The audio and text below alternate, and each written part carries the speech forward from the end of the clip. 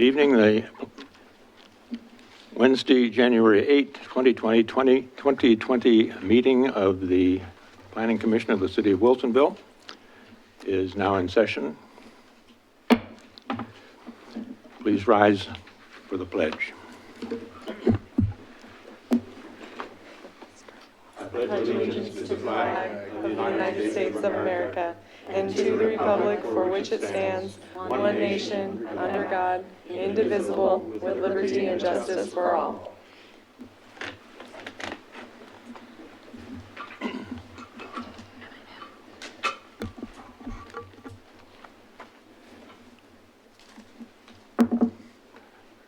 Will the clerk please call the roll? Here. I'll do that again on the record. Chair Greenfield. Here. Ron Heberlein. Here. Cameron Mesbah. Here. Phyllis Millen. Here. Simon Springall. Here. And we are welcoming two new commissioners, Aaron Woods. Here. And Jennifer Willard. Here. Welcome and thank you. Thank you. We are all here. This is a time when citizens have the opportunity to address the Planning Commission regarding any item that is not already scheduled for, a public formal hearing. There is no public hearing tonight. Therefore, if any member of the audience would like to speak about any work session item or any other matter of concern, please raise your hand so that we may hear from you. I see no one in the audience tonight. We will move on to administrative matters, beginning with the consideration of the November 13, 2019 Planning Commission minutes. Those have been distributed. Are there any additions or corrections to be made in those minutes? Hearing none, those minutes are accepted as distributed. And we move to consideration of the December 11th, 2019 Planning Commission minutes. Are there any additions or corrections to be made to those minutes? Hearing none, those minutes are approved as distributed. We are privileged, not tonight, to welcome two new planning commissioners, and I'll ask our Director of Planning, Miranda Batchel, to introduce them. Wonderful. Thank you, Chair Greenfield. It is my honor to introduce both Jennifer Willard and Aaron Woods to join us on the Planning Commission. Both of these individuals came from the Development Review Board, so they've had a number of years serving with the City of Wilsonville already in the capacity related to planning, and we're excited to have them. And they are quite the committed folks because they only found out about 32 hours ago that they were appointed to serve on the Planning Commission. And not only are they here, but they've already gone through their orientation. So we welcome both of them this evening. We have a fine tradition at the Planning Commission when a new member joins us that we do like to go around the dais and introduce ourselves. So I'd like to ask the rest of the commission to start and just introduce where they've lived in the community or where they live, what neighborhood they're in, how long they've lived here, how long they've been serving, whether you've served on a Development Review Board prior to this or another board, and kind of just what interests you in being in this service position. I would appreciate that. Commissioner Milan, would you like to start? Sure. Thank you. Well, Phyllis Milan, and I use Milan, either way. My name is a hyphenated last name, but for ease purposes, I just use the Millen part of it. I've been in Wilsonville over 30 years, so I've seen this city from basically a truck stop, not much more than that, to what it is now. So it's been interesting to watch it grow. I first came to volunteer with the committee, with the city on a Parks and Recreation master plan, one of the very first ones that was put together. And after that, then I joined DRB and served on that for, I think, 2 terms, and then I've been on the Planning Commission for the last 4 years, 5 years, something like that.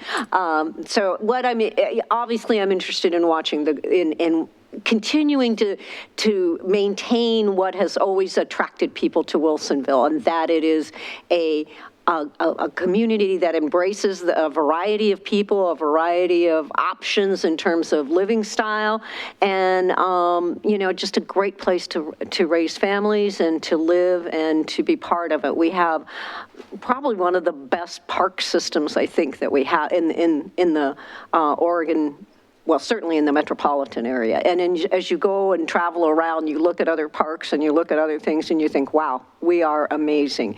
And so that's one of the reasons I'm happy to serve on the Planning Commission, to keep the good things that we have and to keep pushing for more. Thank you. Hi, I'm Simon Springall. I guess I've worked in Wilsonville for 24 years and lived here for 15. I work at Mentor Graphics in Wilsonville, soon to be Siemens probably. I was on the DRB before the Planning Commission for, I think, 3 years or maybe 2 years, and then the Planning Commission for I'm not sure how many years either. I think that's probably 6. Possibly 7, I don't know. And so I'm all in favor of connectivity and access to the public areas of the city, and the ability of all people to be able to get to, you know, all parts of the city and share in the value that we've got in our parks and our public spaces, and you know, how can we help make that happen? And access in a safe way. Obviously, I'm not just wanting to build bigger roads, but I want to help support these ideas of providing multimodal connectivity, especially for bikes and peds. Hi, Ron Haberlein. I have lived and worked in Wilsonville for the past 8 years. And my wife worked at the city for longer than that, so we've been part of this city for a while. I previously was on the DRB with Miss Willard. I don't even remember how long I was on there. It was a while, and then I came here about a year ago, so still getting my feet wet here. For me, being on the Planning Commission, being on the DRB was a way to give back to the community. It's important for me to, especially living and working here, to participate in the process and do my part in an area where I have some capability and want to continue to make a positive influence on the city and watch it grow. I'm Jerry Greenfield. I think I'm acquainted with both of you pretty much. I've lived in Wilsonville since 2009, January 2009. There were mountains of snow when we arrived in Wilsonville that year. I come from background in higher education, where my main experience in planning actually was as an institutional planner. But my professional academic background has to do with design, including environmental design. And I'm also burdened with a couple of degrees in English. Unfortunately, burden everybody else with that. I came through, as the others here, a couple of terms on DRB, and have been, how long have I been on planning? I don't remember. I'm in my second term anyway. And my attraction to Wilsonville comes from my having chosen to live here as a resident of Japan for 14 years prior to coming here, where I became familiar with Wilsonville through its website primarily. Was then and continue to be extremely highly impressed with the quality of Wilsonville's governance and planning. The planning division is evident at every turn as we have gone through our experience here on commission, and as I perceived before we even arrived here. and it's an extreme matter of pride for me to be in any way associated with such a well-run city. Kamran Mesbah. I moved to Oregon and Wilsonville in August of 2015 from Madison, Wisconsin area. I never lived in Madison itself, but all the communities around it. My background is in urban, environmental, and regional planning and civil and environmental engineering. And I came here after retirement because my uncle used to live here, and I visited and loved the area in general. Chose Wilsonville after a visit to many communities in the area before we decided where to move to, and was impressed with what is very clear, the results of good planning in Wilsonville. And once we moved, I have kind of experienced the excellence in governance and planning that Chair Greenfield mentioned up front. My interest, though, is at a deeper level.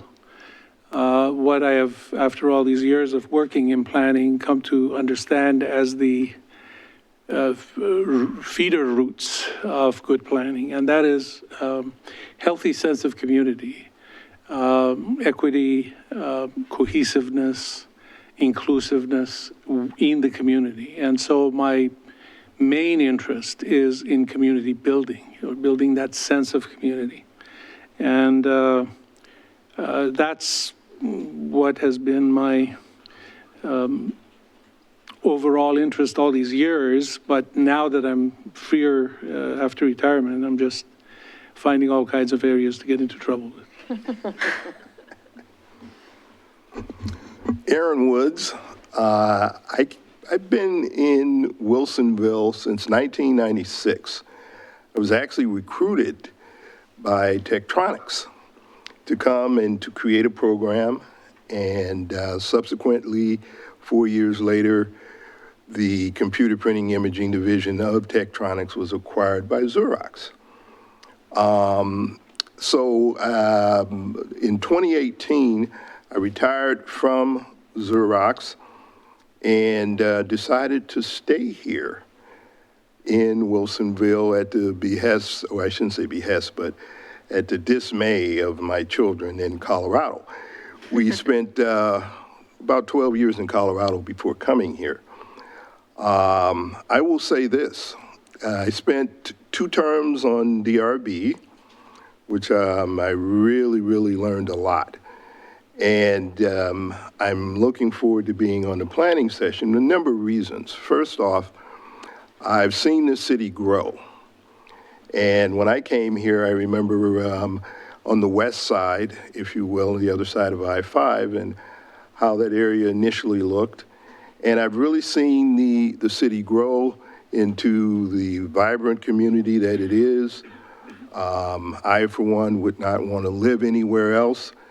I and my wife, and I have a keen interest to see this city to embrace more young families, to bring forward what we can to help these young families to be here. And I have a keen interest in seeing more diversity in this city as we grow. So those are my objectives, if you will, and I'm just happy to be part of the Planning Commission.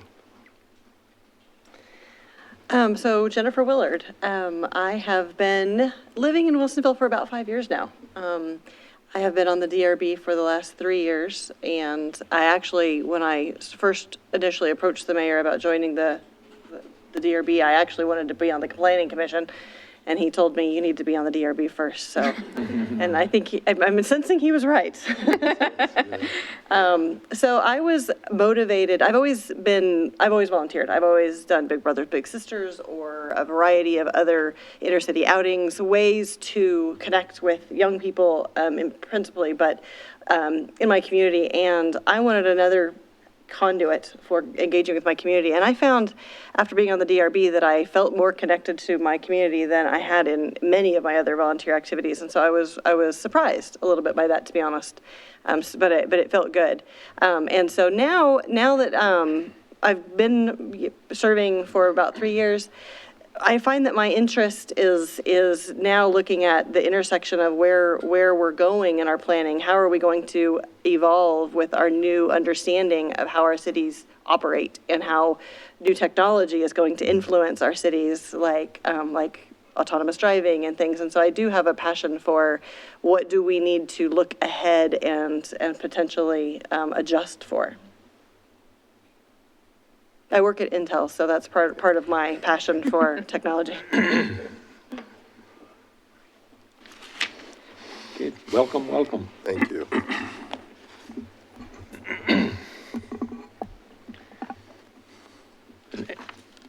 Every year, we, at this point, decide among us who will be the chair going forward for the year. And we're assisted in this task by our city attorney, who will supervise and actually do the required administration. I'm presiding, and that's not inappropriate, as I will announce at this point that I am standing down as chair. And so I'm out of the nomination process myself, and it's entirely proper for me to be involved in introducing it. Having said that, I will immediately call for nominations for the position. How about I go over a few ground rules all before right, we do that? You actually have a script. I do. Which I usually mumble through. Thank you, Chair Greenfield, and thank you for your service as chair. So the Planning Commission will elect a chair and vice chair subject to the following rules. We will begin with nominations for the position of the chair of the Planning Commission. Any member of the commission can nominate another commissioner for the chair. You can also nominate yourself. Nominations do not have to be seconded. If you are nominated but do not want the position, you can simply decline the nomination. When the nominations stop, Chair Greenfield will call for any more nominations, and when there are no more nominations forthcoming, Chair Greenfield will declare the nominations closed. Once the nominations are closed, I will read the names of the nominees, and then you will fill out your ballot for chair. It's the orange little sheet that you have on at the dais. I will collect the ballots and read the votes out loud for the record. If one person receives a majority vote, Chair Greenfield will declare the result of the vote. If no one receives a majority of the vote, we will redo the ballot until one person receives a majority of the vote. No nominee may be dropped unless that person voluntarily withdraws from consideration. Upon completion of the election of the chair, we will then elect the vice chair in the same manner by first nominating candidates, then closing nominations, voting until one person receives a majority of the vote, and then Chair Greenfield declaring the result. At the end of all the nominations, those two individuals who are now the chair and vice chair will preside over the remainder of the meeting. So with that, Chair Greenfield, you can open for nominations. So again, I will open nominations for the position of chair.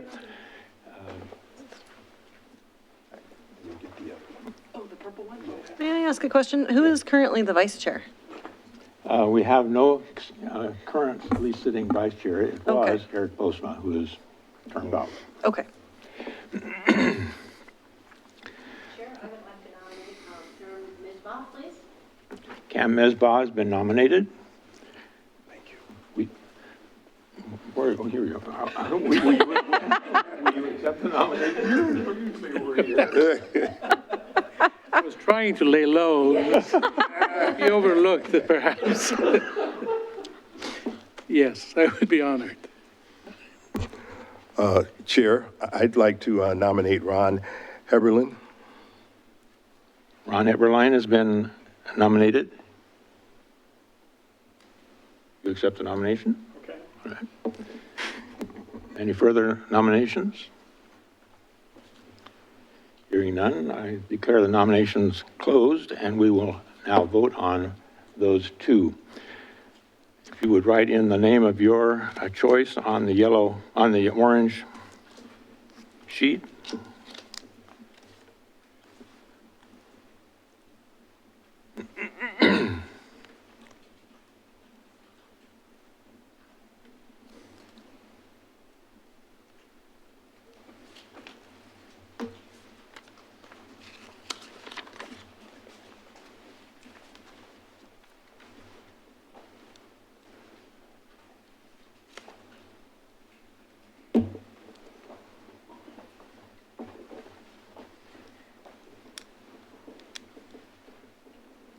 And just so everyone's aware, according to public meetings laws, I do have to read out the name and who you voted for, so just so you're aware.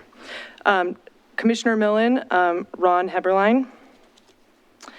Commissioner Springall, Cameron Mesbah. Separate the two. Commissioner Heberline, Cameron Mesbah. Chair Greenfield, Cameron Mesbah. Commissioner Mesbah, Ron Heberline, very diplomatic. Commissioner Woods, Ron Heberline, and Commissioner Willard, Cameron Mesbah. So Cameron Mesbah has received 4 of the votes, and Ron Heberline has received 3 of the votes. Does it fall upon me then? It falls upon you now. Then we have elected Cameron Mesbah as the new chair, and I will open nominations for the position of vice chair. Mr. Chair, I'll nominate Commissioner Heberline. Heberline? Is it line or anyway? I'll nominate him, no matter the pronunciation. Commissioner Heberline has been nominated for vice chair. Is there another nomination? I would like to nominate Commissioner Woods. Commissioner Woods has been nominated. Are there any other nominations? I declare the nominations closed. Please enter your choice on the, what do you call that? It's called a ballot. Lilac? No, I'm trying to think of the color. It's in between blue and purple.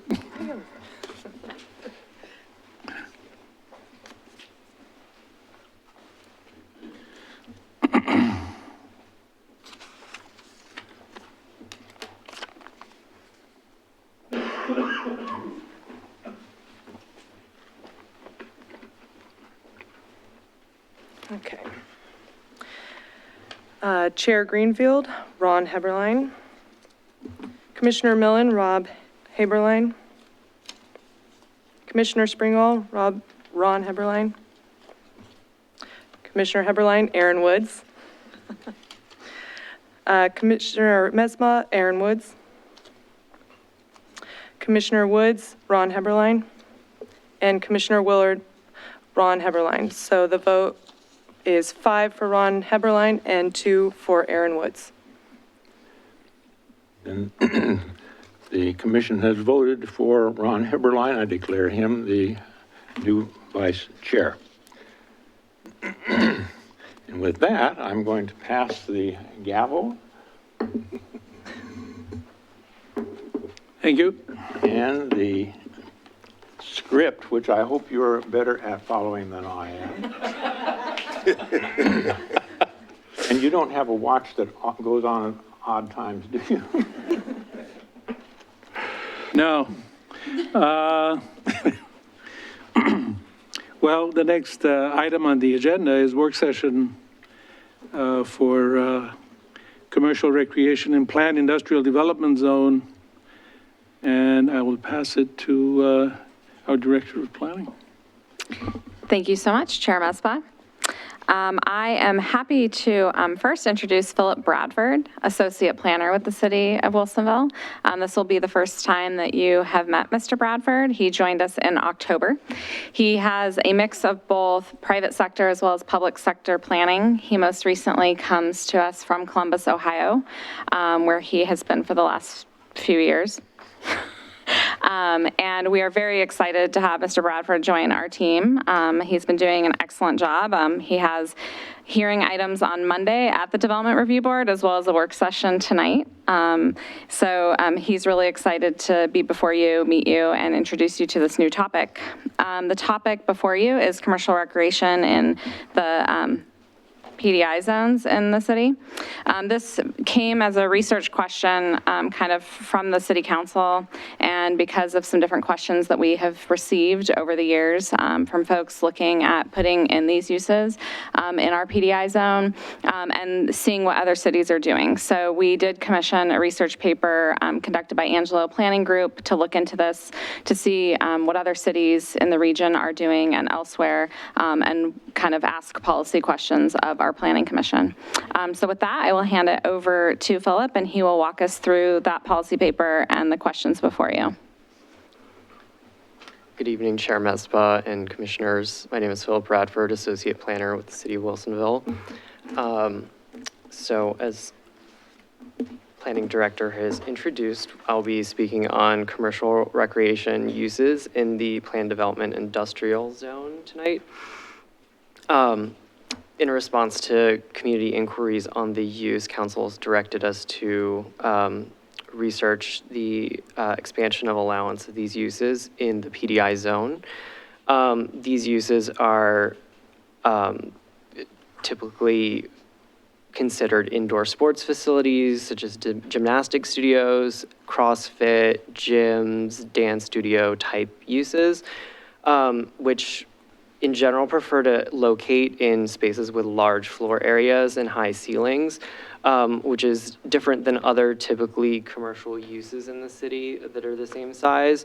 And those types of spaces that they're looking for tend to be located in industrial type structures.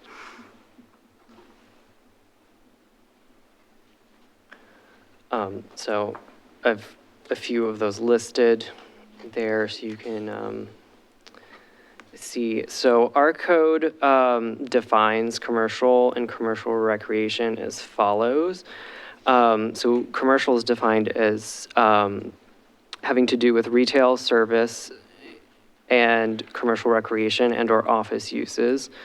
And commercial recreation is defined as a planned development commercial center or complex of recreational and complementary uses. Typical uses include miniature golf courses, bowling alleys, theaters, tennis and racquetball clubs, health spas, swim centers, pool halls, and sport complexes. Appropriate complementary uses would include restaurant and sporting goods stores. And just to note that our code doesn't make a distinction between the indoor facilities or outdoor facilities or the intensity of the use. I thought it would be helpful to include the zoning map of the city. So as you'll see, much of the land in Wilsonville is zoned planned development industrial. And that only allows commercial recreation when smaller than 5,000 square feet in a single building, or 20,000 square feet if it's in a multiple building complex. These uses are allowed outright in the town center and planned development commercial zones, which are shown in red and orange on the zoning map. Thus, since those are found in a smaller area of the city, they are constrained by that lack of zoning areas that allow it outright. I thought it would be helpful to include some examples of commercial recreation uses that are currently in place in the city. This one is a gymnastics studio in Wilsonville Road Business Park, which is zoned planned development industrial. This shows Wilsonville CrossFit in Canyon Creek Business Park, which is a multiple building development in the PDI zone as well. So in response to the inquiries received by the city, we've worked with Angelo Planning Group to undertake a code audit and produce a white paper in late 2019 to help us analyze the existing policies impacting commercial recreation uses. And the white paper sought to address two questions. To what extent should commercial recreation uses be allowed in the PDI zone? And if they should be allowed in a greater extent, what parameters should be included to ensure compatibility with surrounding industrial uses typically found in the PDI zone, such as traffic impacts and vehicular or personal vehicular versus industrial truck traffic. The white paper examined our existing zoning code and comprehensive plan to assess how current regulations impact the commercial recreation uses. And the research moved on to other jurisdictions in our area to also see how neighboring jurisdictions take into consideration the similar types of uses. So the white paper contained several examples of other jurisdictions, and many of those allowed the similar uses to an extent in a variety of industrial zones. However, some did limit them in uses that were most closely described as office park or heavy industrial zones.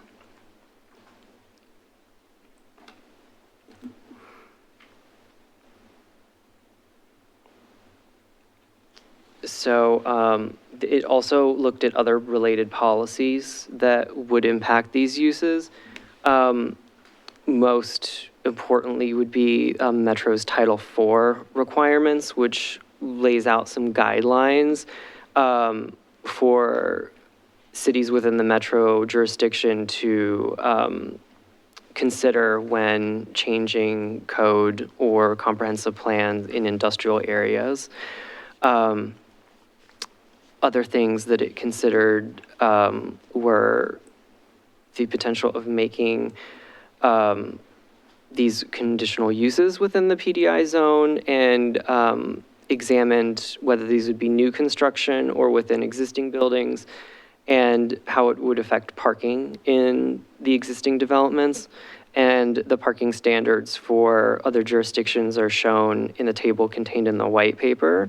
Many of those requirements in other jurisdictions are consistent with the city of Wilsonville's off-street parking requirements.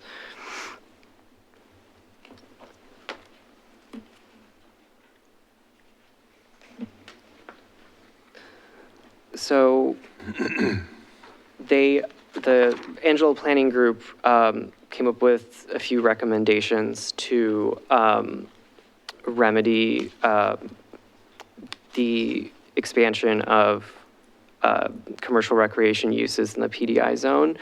And some of the suggestions were that our definitions for the uses are quite broad, potentially clarifying or narrowing the definition of types of commercial recreation that are in the PDI zone would be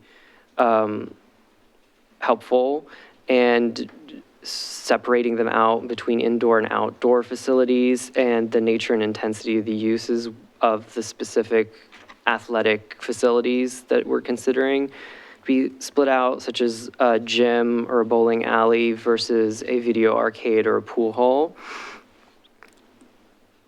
And also suggested considering size thresholds and establishing a conditional use permit process with use-specific standards for allowing these uses in the PDI zone. So some questions to consider would be, to what extent should commercial recreation uses be expanded within the PDI zone?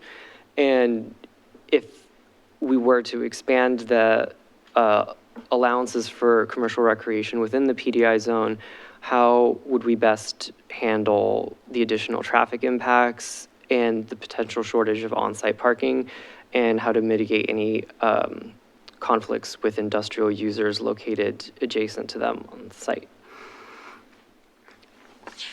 So the next steps would be for staff to return to council for another work session, and then return to Planning Commission in late spring to show draft code updates on the PDI zone.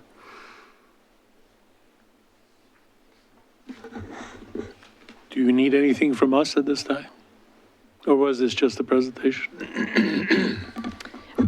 It's a presentation on the topic. The white paper, I believe, was included in the packet. Yeah.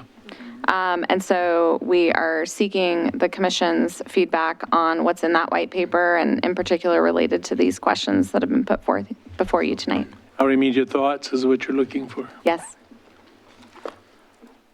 I'm wondering what study of this sort was done in advance of and in relation to the proposed aquatic recreation center.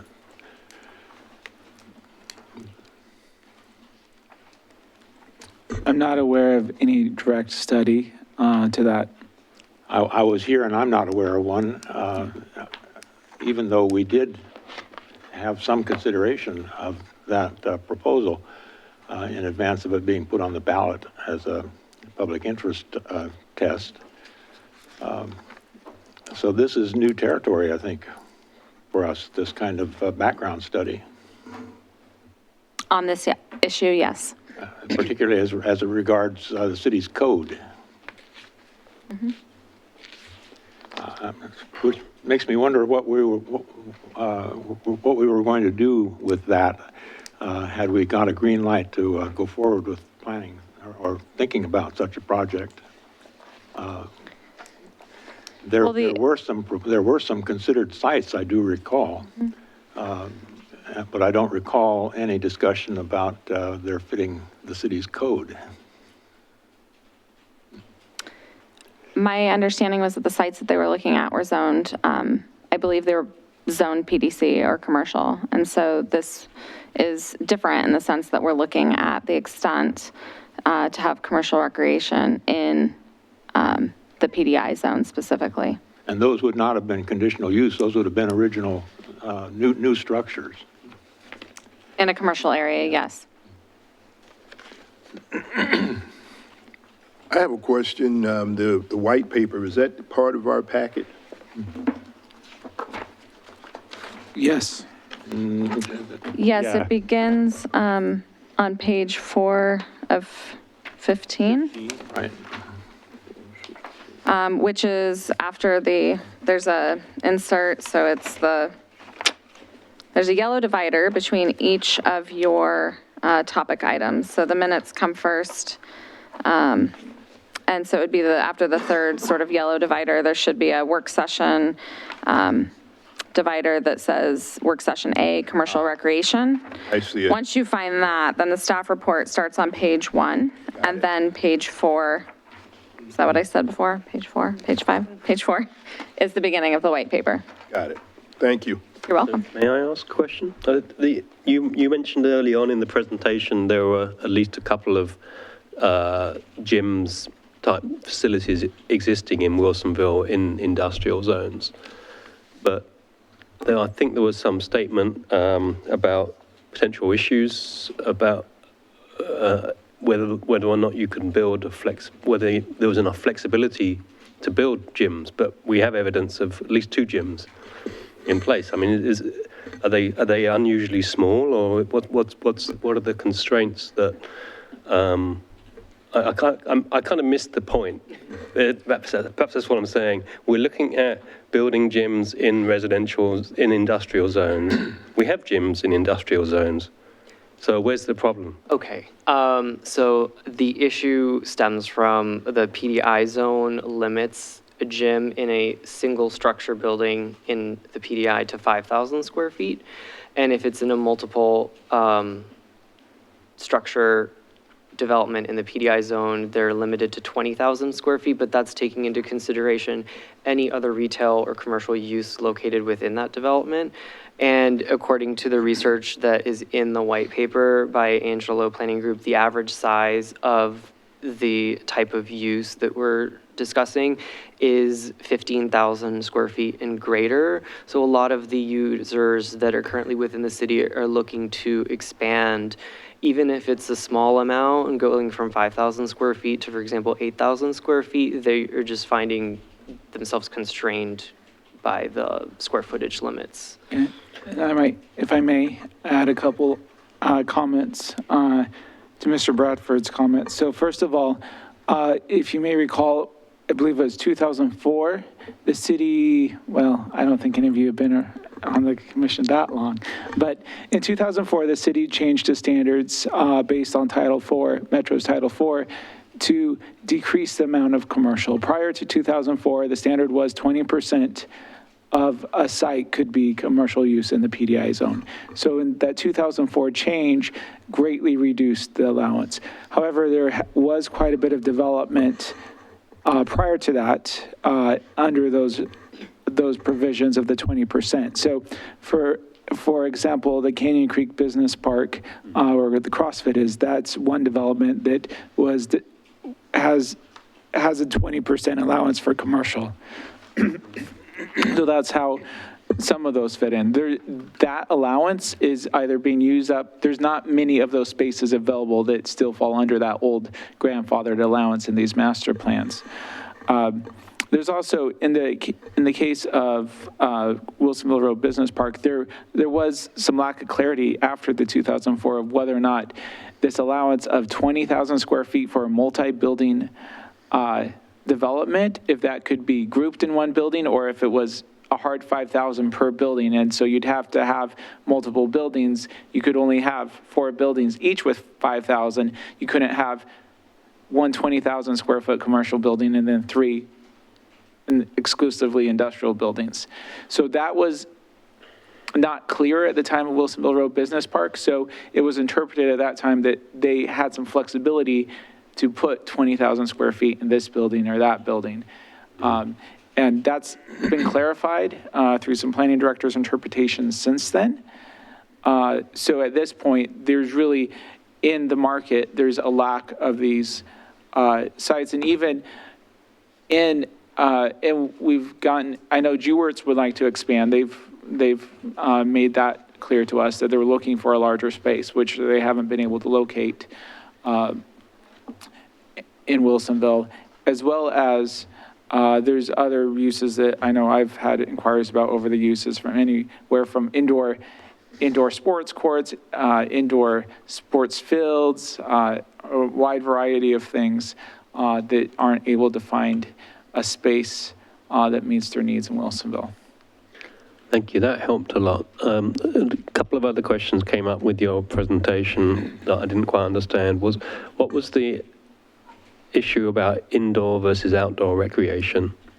And the second question was, what was the issue about intensity of use? Why did you even talk about intensity of use? How does that affect this? I would say that like a higher intensity use would have more users at that facility or a larger size, therefore making the impacts greater for parking or traffic, which are elements that we should carefully consider. And the first part of your question, I'm sorry, would you mind? I was also interested to know about why you were considering indoor facilities versus outdoor facilities in industrial zone, indoor gyms. In the white paper, they noticed that many jurisdictions did make a distinction between indoor or outdoor facilities. And I suppose the intention was to make sure that we were taking in a bigger picture in terms of what other jurisdictions were doing if we wanted to make that distinction ourselves, if we chose to. I'm scratching my head about what an outdoor gym would be like. I mean, we're talking like a basketball court or a park or like a tennis court or a swimming pool or racquetball. I'm sure there's some other ones that I'm not thinking of. Or a baseball field even. A baseball field even, outdoor baseball field or something. But we're talking about commercial facilities rather than a public facility built as part of a park or something. So an example could be like batting cages that were outdoor versus indoor. Okay, thank you, yeah. Golf. Mini golf. All right. I'm all for mini golf.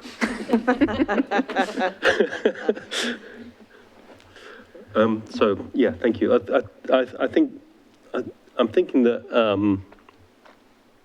this is obviously a need, and we seem to have a restriction in the code that doesn't seem to make sense for this sort of facility. But we also need to think about what's the intention of the PDI zone in general, right? It's about, I think in part it's about encouraging employment, and we need to think about, not damaging that intention too much, that we want to encourage a balance of employment and residential facilities in the city, as well as obviously public spaces and appropriate commercial uses. So it's a balance, but I see there's definitely some space to allow limited commercial recreation uses in these industrial zones, just not to blow it open and destroy all our potential industrial land. We need to be careful that we don't go too far here. That's all. I don't suppose all warehouses would instantly become CrossFit gyms, but Parkour, it just though. needs to be, or parkour. My son would love that. Yeah. Okay. I've done talking. I haven't, since just joining the commission, I haven't read the white paper, but my initial reaction is that I like the idea of expanding the code to allow some of this, and if it needs to be limited to preserve the intent, that seems sensible. But as somebody that's employed by a large industrial employer, the offerings, the facilities that are nearby where you're employed are really attractive to employers, and people trying to recruit the best talent want to be able to also have a rich, vibrant community for them to be able to go to work in. Thank you for that. What is the relevant zoning for Edge Family Fitness?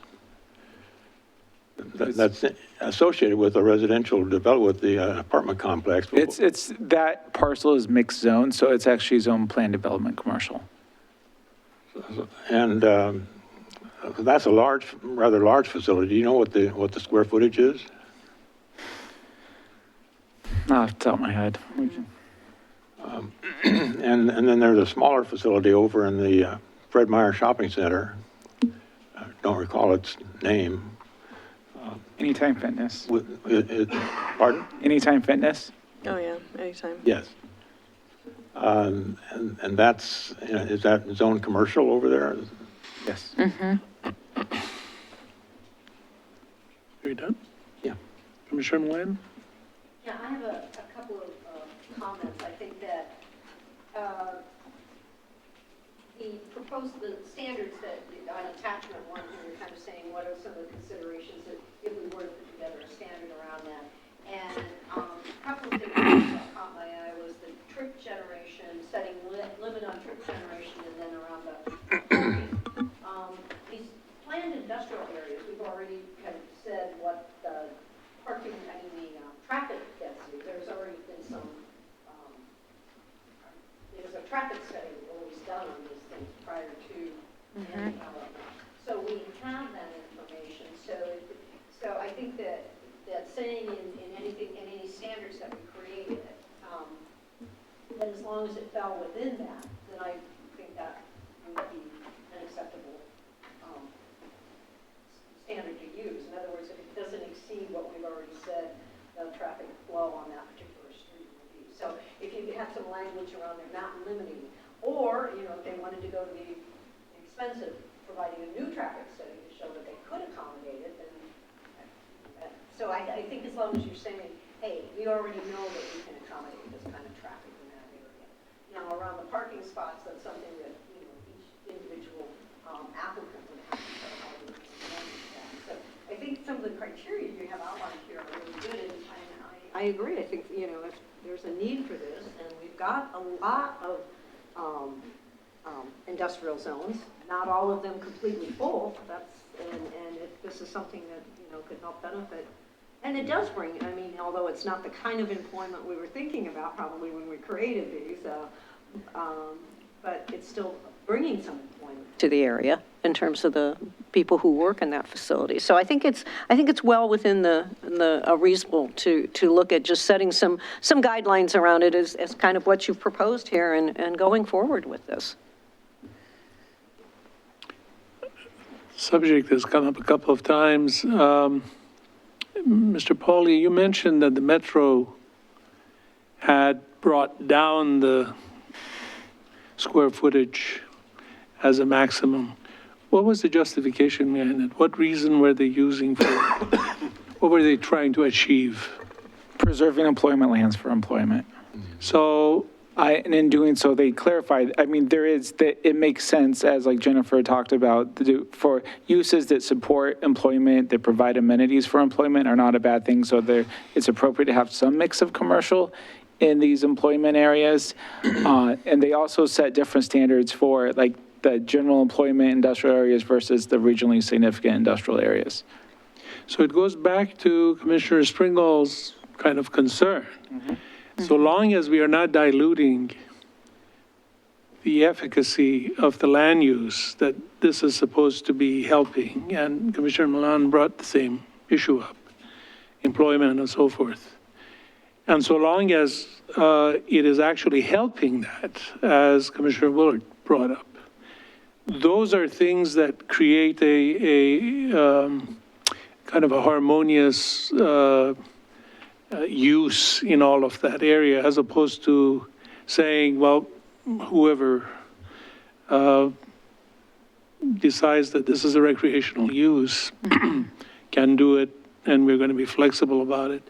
And I brought up the issue of mini golf intentionally because some of these uses are not middle of the day uses necessarily, you know, they may be weekend uses and so forth, as opposed to the stuff that will bring more traffic or use the existing residents or workers within that area and reduces the traffic. So the whole idea of traffic impact needs to be really honed to figure out where is this drawing from, it would seem to me. Yeah, I would note a couple additional things from Title IV because I happened to be employed at Metro during the rollout of implementation. No, I was not there during the writing of it, but I was there during the implementation of it. So just a couple more observations from that time. It was during a time when there was a lot of pressure on the urban growth boundary for employment lands, and we were showing shortages of employment land in the region. And there was especially pressure in terms of large lot industrial need, and that there was a shortage of large lots. And around the same time, the Metro Council had gone through previous iterations of urban growth boundary adjustments, and some of the previous land brought in for employment uses was actually being constructed then with large commercial users, such as Home Depots, Lowe's, your, kind of larger big box retail users. And so a lot of the pressure that was being put on them to expand the urban growth boundary for employment, service employment is one version of employment, but there was also a desire from regional players to also have employment uses protected for industrial and manufacturing, which often has a bit lower of a return on investment, especially in the near term of the investment. And so the desire to ensure that some of the industrial lands in the region were protected for industrial use and not just commercial retail users or commercial development. And so that was to some degree the nature for Title IV, which is why in Title IV there are different designations, as Dan mentioned. The regionally significant industrial areas, the industrial areas, and then the employment areas. And so when you're in a city, not every industrially zoned property is necessarily designated on Metro's Title IV map. It's only certain industrial lands in the region that appear on the Title IV map. In the deployment of Title IV, most of the regulations revolve around parcelization, so that if you have a large industrial lot that's brought into the urban growth boundary, that it remains a large industrial lot for development and can't be subdivided or partitioned.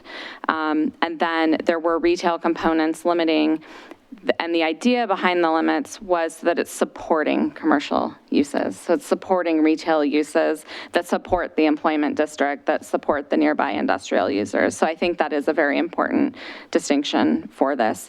And it should be noted that not all of that because the city of Wilsonville has only 2 industrial zones really, PDI and PDI RSIA, we included those size limitations, but not all of our PDI land is Title IV.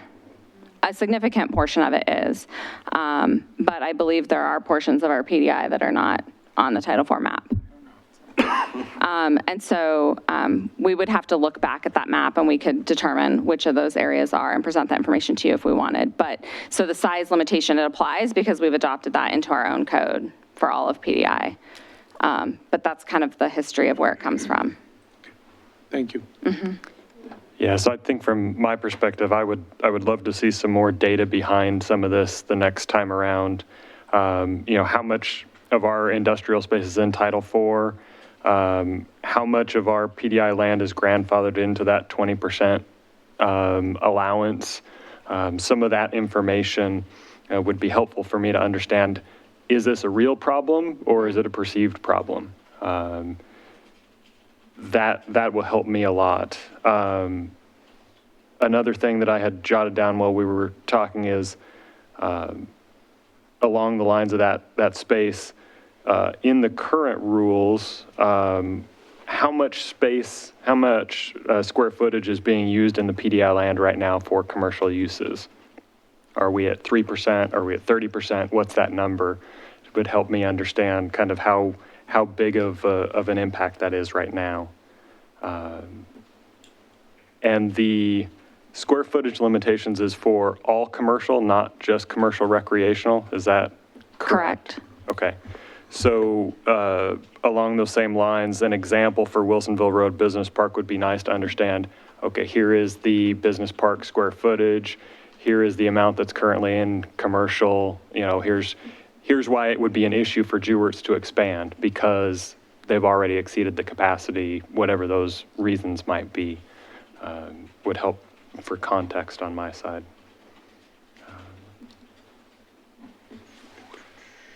How does this conversation pertain to Coffee Creek and Basalt Creek? So Coffee Creek and Basalt Creek are both RSIA. So as currently, our current thought would not to extend this allowance into the regionally significant industrial area. I believe Basalt Creek is only industrial, not RSIA. So we could have that conversation. We have not applied a zoning to Basalt Creek yet, and that is still to be undertaken work by the city. But if it were zoned PDI, then it would, whatever we do through this process would take effect in Basalt Creek. But Coffee Creek is RSIA, so this would not apply in the RSIA areas. Then I think it's good to have this discussion before we approach zoning there. Commissioner Wood? Commissioner Wood? Any more? One other thing, Commissioner Mesbah. Traffic issues for existing facilities. I know the question was there as to, how do we address potential shortages of on-site parking? How do we mitigate traffic issues? I'd like to see for the next presentation, what do we have right now? Do we have issues with the current facilities that are in place? Have we heard reports from industrial users that there's problems with access, those types of things? And if so, where are those problems? Because that'll help us identify where those issues are and what we might be able to do in the code to mitigate that moving forward. I think there was something interesting that Commissioner Mesbah brought up earlier. Somebody else's watch is now beeping. Is it yours? Sorry. I have a beep on the hour. Oh, okay. Was the with this kind of facility, frequently there's a time shift in industrial zones. It may not be something that's used from 9 to 5. It might be a facility that's used at weekends or in the evenings and something. So the parking and the traffic and those sorts of shared resource issues may be lessened because they're not all being used at the same time. But I don't know how that would be reflected in the code. I mean, it's just something to consider. Or reflected in the permitting. The problem is once you permit a facility, then, 10 years later, it could merge into something else. Yeah, I mean, when we were developing the town centre plan, for example, we definitely talked about multiple uses of land to be more careful, especially parking and the benefit of multi-use of retail, industrial and residential in the same place is that maybe 1 + 1 + 1 doesn't equal 3 necessarily in that case because of time shifting. And we were more interested in the town center case in increasing foot traffic. So throughout the, as long as you could. When increasing foot traffic in employment zones makes sense as well, and we talked about that in Coffee Creek, I think, to provide. And I think it relates to Commissioner Willard's point, is to provide a strong employment or work environment that allows people to get out at lunchtime and to do activities locally without necessarily driving cross town and adding to the lunchtime traffic cram. Did that give you enough? Yes, I would say so. Very good. Anything else on that topic? Excellent. Well, the next topic on our agenda is residential zoning standards modernization project. Back to you. Thank you, Chair Mesbah. I'm going to introduce Daniel Pauly, Planning Manager, for the next item while he makes his way down for his presentation. This should hopefully be the final work session on this item. It's a very highly technical item that we've worked on. I think this is the 5th work session, so we've gone step by step through a number of inconsistencies that are in the code and some areas where it's not as clear as it could be, and with the goal of improving our code and making it more clear and objective. Over the last couple months, we have conducted some outreach, particularly to the development community. So Mr. Pauly will walk through information that we obtained from the survey, and then I think a couple additional refinements that staff is recommending based on that input for your consideration. And then what we're hoping to come out of this evening is a final recommendation from the Planning Commission on either the language as it was prior to coming in here this evening or with those additional amendments that we would then notice and bring back to you for a hearing in March. So with that, Mr. Pauly. Thank you. And good evening. Good to see everyone again on this topic. So I wanted to start by reviewing the changes. We last discussed this as a group back in October, and a thing or two has happened by then, and these are things that easily leave the mind, at least I hope. So we'll review it, then explain the outreach that we did in November and December, and also the recommended actions going forward. So in terms of review, I wanted to start again by talking about why are changes warranted and where does it really impact. Really, it ties to the City Council goal of excellence and continuous improvement. I mean, most of this code is a couple decades old now. I can see that now that it's now 2020, since it was adopted in 2000. And so this includes making the code more clear and objective, which with all this DRB experience, that is, I hope, well understood. ensure that it's feasible to implement these standards and also better tailor to smaller scale projects. I'm trying to think through the years which of you on DRB have actually worked on one or more of the projects along Canyon Creek Road South or some of those other small residential projects, and of some issues that came up. Because really, originally, these code was written with the concept of these large master plans, which is a policy choice, and we wanted to encourage land to be brought together. But now we're at a different place with the PDR zones. It's really getting to that point where we have a limited amount of space left that zone PDR within the city limits. We want to make sure that our code's updated so it makes sense and that we're allowing that limited amount of land left for residential development within the city to be developed efficiently and be well-designed. So with that, there's about 63 acres, I would say, give or take, that this really has most impact to. There's a potential, for example, future UGB and city limits expansion outside of the Frog Pond area may use a PDR zone. We really don't know at this point. That would be a policy decision at that point, so it could apply there, but primarily it'll apply to these undeveloped or underdeveloped residential areas, as well as there's who knows what the future brings. There could be areas that there's of existing neighborhoods that are someone buys a bunch of houses or a few lots and wants to do a redevelopment. That's a potential too. But primarily about these 63 acres,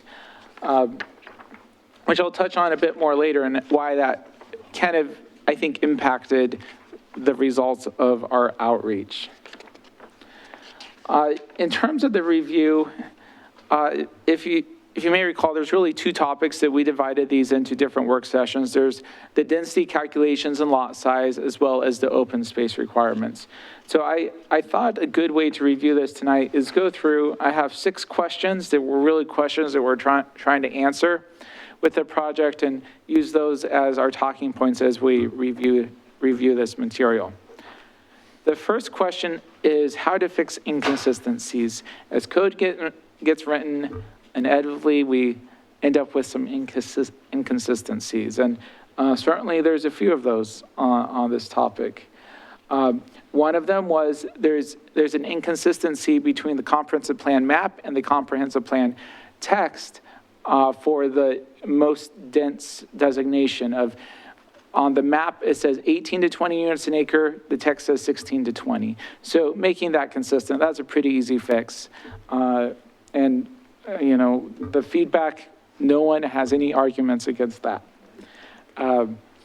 The other inconsistency that gets a little bit more convoluted, but I think we have the convolutedness managed at this point, is that conversion between what's listed. We have our 2-map system. So we have the density ranges listed on our comprehensive plan map for each residential area each area that's designated residential. And then that somehow translates to a zone on our zoning map. And both the comprehensive plan and the development code list how that conversion is supposed to work, but they're not consistent. So the idea is to take those references out of the comprehensive plan and create a unified, updated table in the development code that can be a single source to be clear what that conversion between the comprehensive plan map and the zoning is. A couple other things that I would say fall under this inconsistency buckets is really making sure that things like lot standards, such things as setbacks and lot coverage, are consistent between similarly sized and similarly natured lots throughout the city across zoning districts. So this primarily comes into play here in making sure that is updating the PDR zones to match what's maybe in the residential neighborhood zone. So we see that. So that's another recommendation in terms of fixing inconsistencies, and also making sure that that information's presented in a consistent manner. Most of our more modern codes present all that information in tables, so make sure that that's consistently presented in similarly formatted tables in the code. The next question is a big one: how to calculate allowed required density. This is probably the biggest question a developer has when they're coming to the city, one of the biggest. So the thing to note here is we're not, when we start talking about open space, we're talking about changing the whole way we calculate it. We're not talking about that when we're talking about density. The overall method of calculating density isn't changing. There's no really change in policy there, but rather really what we want to clarify is the inputs. There's some unclarity about what the inputs are in terms of what are you considering area when you're trying to calculate density. So providing that clarity of the inputs, as well as there's also some language in the code, in the development code, that talks about, that could be interpreted as an alternative way to calculate density. So, and conflict with the main way that is intended in the code. So taking out some of that language about average lot size and typical development that may conflict with just the direct look at the table, find your area, and calculate it. And also, the two key areas of clarifying what are the inputs is defining that you're looking at the stage 1 area when you're calculating it. So these are all through the plan development process. So you have a defined area that's part of your stage 1 master plan. And the other item is, are you looking at net area, which is the area after you take out streets, et cetera, or are you looking at gross area? And so what we came up with is buildable gross area, which is consistent with Frog Pond, which is the gross area after you take out the SROZ, as well as any hard restraints such as primarily the BPA easements, which are unbuildable.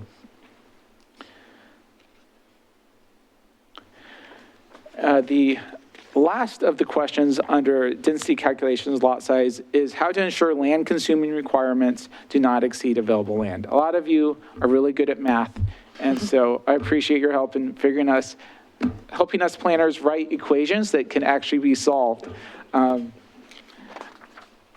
So a lot of this comes down to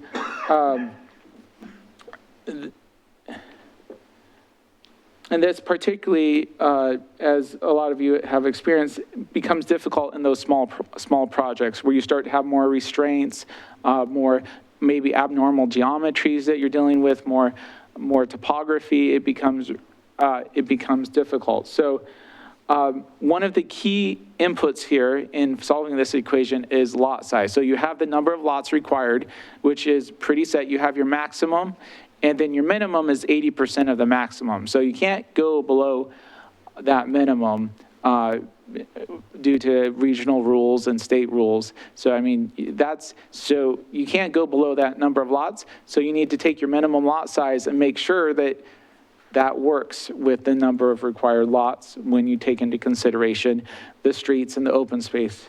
So primary change here is we went through, did a lot of analysis, taking like a typical 10-acre site, taking out open space and right of way, and then saying, if you're meeting your minimum density, what is your lot size going to be in that scenario? And making sure that for each of the PDR zones that minimum lot size works mathematically.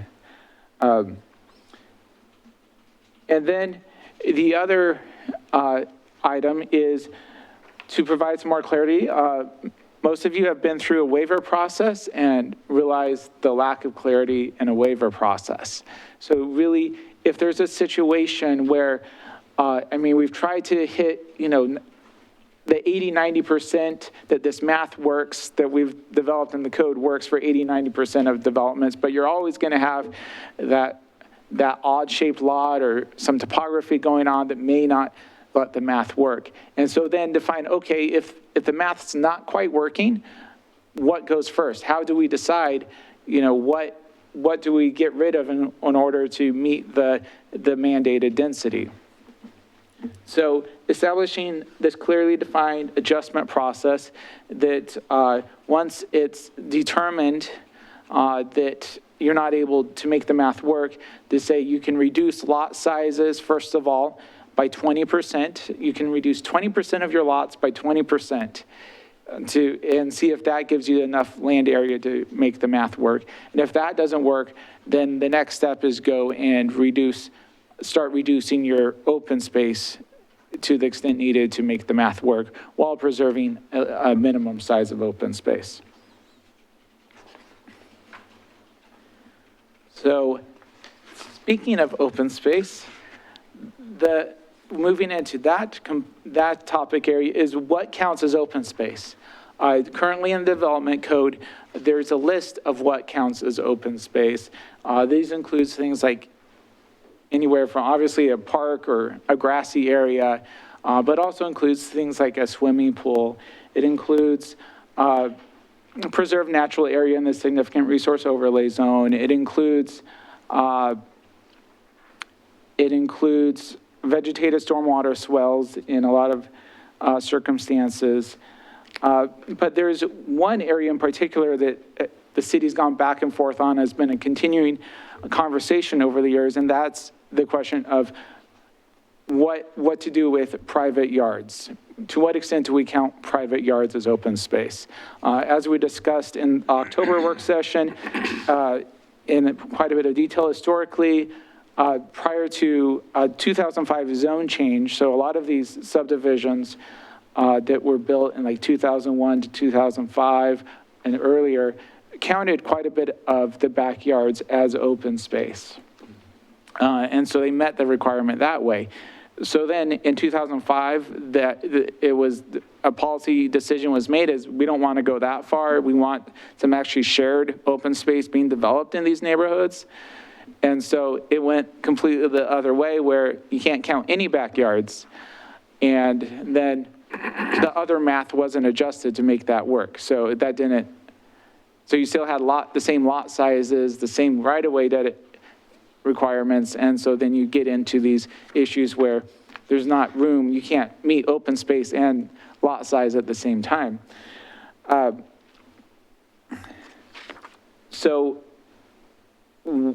that was also discussed to quite an extent with the residential neighborhood zone for Frog Pond West. With that history of that kind of, we've been unsure about that. And so there was a determination that there wasn't really an understanding that the backyards, particularly for those lots that are over 6,000 square feet, do require an element of that open space. And really the only neighborhoods that needed additional open space outside of the backyards and the larger regional like neighborhood parks that were planned and the green space along Beckman Creek were the smaller lot sub-districts. So that really translates into a recommendation that for lots over 6,000 square feet, 10% of those lots are able to be counted towards the required open space. The other item that came up is what if, you have a city park right next door? What if, let's say you were developing right next to Memorial Park? Do you really need to put more open space in there? Or do you need to go through a waiver process to be able to say, look, I have a regional park right next to me that provides ample open space, and do we really need to put more open space into this neighborhood? So a recommendation was to allow that as a right, but as I'll talk about later, I think there needs to be some more discussions on that particular change. The next one is how much open space, or how do you calculate how much open space is required? So the city currently uses what I call a tiered approach, where really anything from 5 to 50 lots requires a quarter acre of open space. And even if you have more than a quarter of acre in the SROZ, you have to provide at least a quarter acre of usable open space outside the SROZ. So, or if you go from 50 to 51 lots, your open space requirements magically double. So it's just having some issues on those margins have exposed some difficulties with that tiered approach. So moving from that tiered approach to a percentage approach, similar to the residential neighborhood zone, which is a 25% overall requirement, 10% of which can be met by backyards, and also setting a minimum size of open spaces. So you don't end up with, and as I'll talk about in a bit, odd-shaped parcels or things that really aren't usable. Also clearly define that of that open space, 50% of it needs to be usable.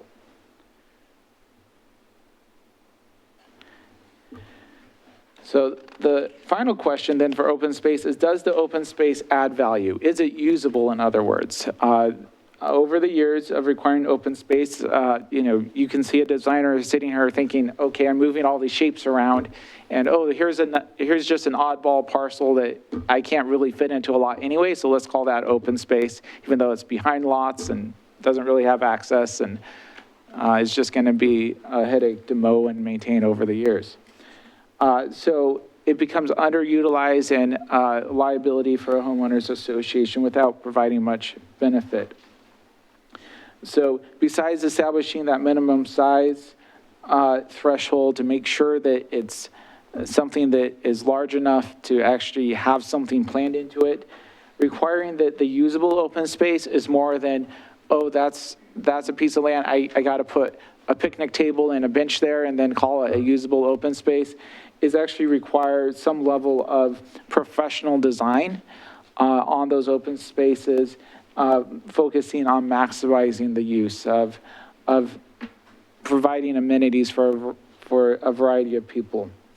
The other component of, besides providing outdoor space for people, if the development is providing new habitat space out beyond the SROZ, that they feel that's the way they want to meet this open space standard, then that they, where possible, they've placed that next to existing habitat. So there's some connectivity and the usefulness of that habitat is maximized. So I can pause there and answer any questions or get any, I know we've gone over these before. Is there anything, oh, I didn't realize that, or any additional clarification the commission would like before we talk about what we got from what happened with the survey and where we go from here?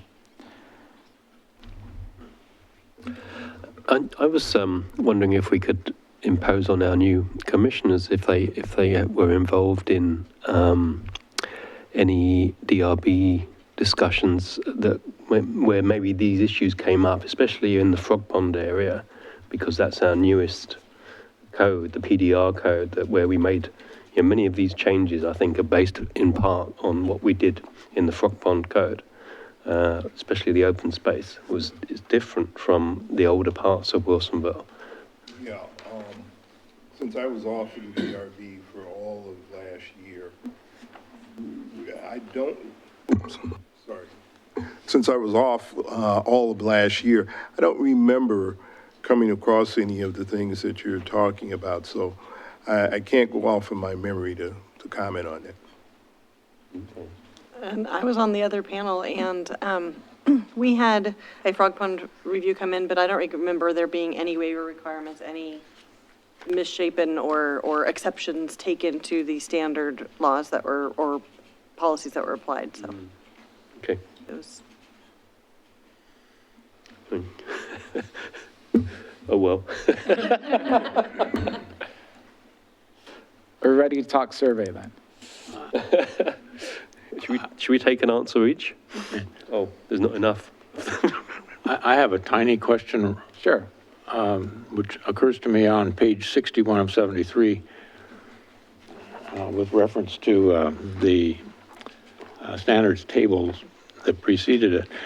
In that first paragraph A in page 61, the example is given of a maximum allowed as necessary adjustment for a 100 lot subdivision in the PDR 5 zone would be to reduce 20 lots to as low as 4,000 square feet, 20% of 5,000 square foot minimum lot size. But I look, I'm missing something. PDR 5 in the table shows 2,000 foot minimum lot size. I should update that example then, huh? Yeah. Okay, I can do that. That's easy. Thank you. The problem is in the example and not the table, is that what you're saying? Yes. Okay. I'll just change the, I'll modify that Yeah, I'm example. sorry, that really comes just as a proofreading catch, I think. There's that English major again. Since we're on that page already, so that same paragraph looks like first sentence. It says a minimum of 1 for subdivisions of 4 lots. Should that be a maximum of 1?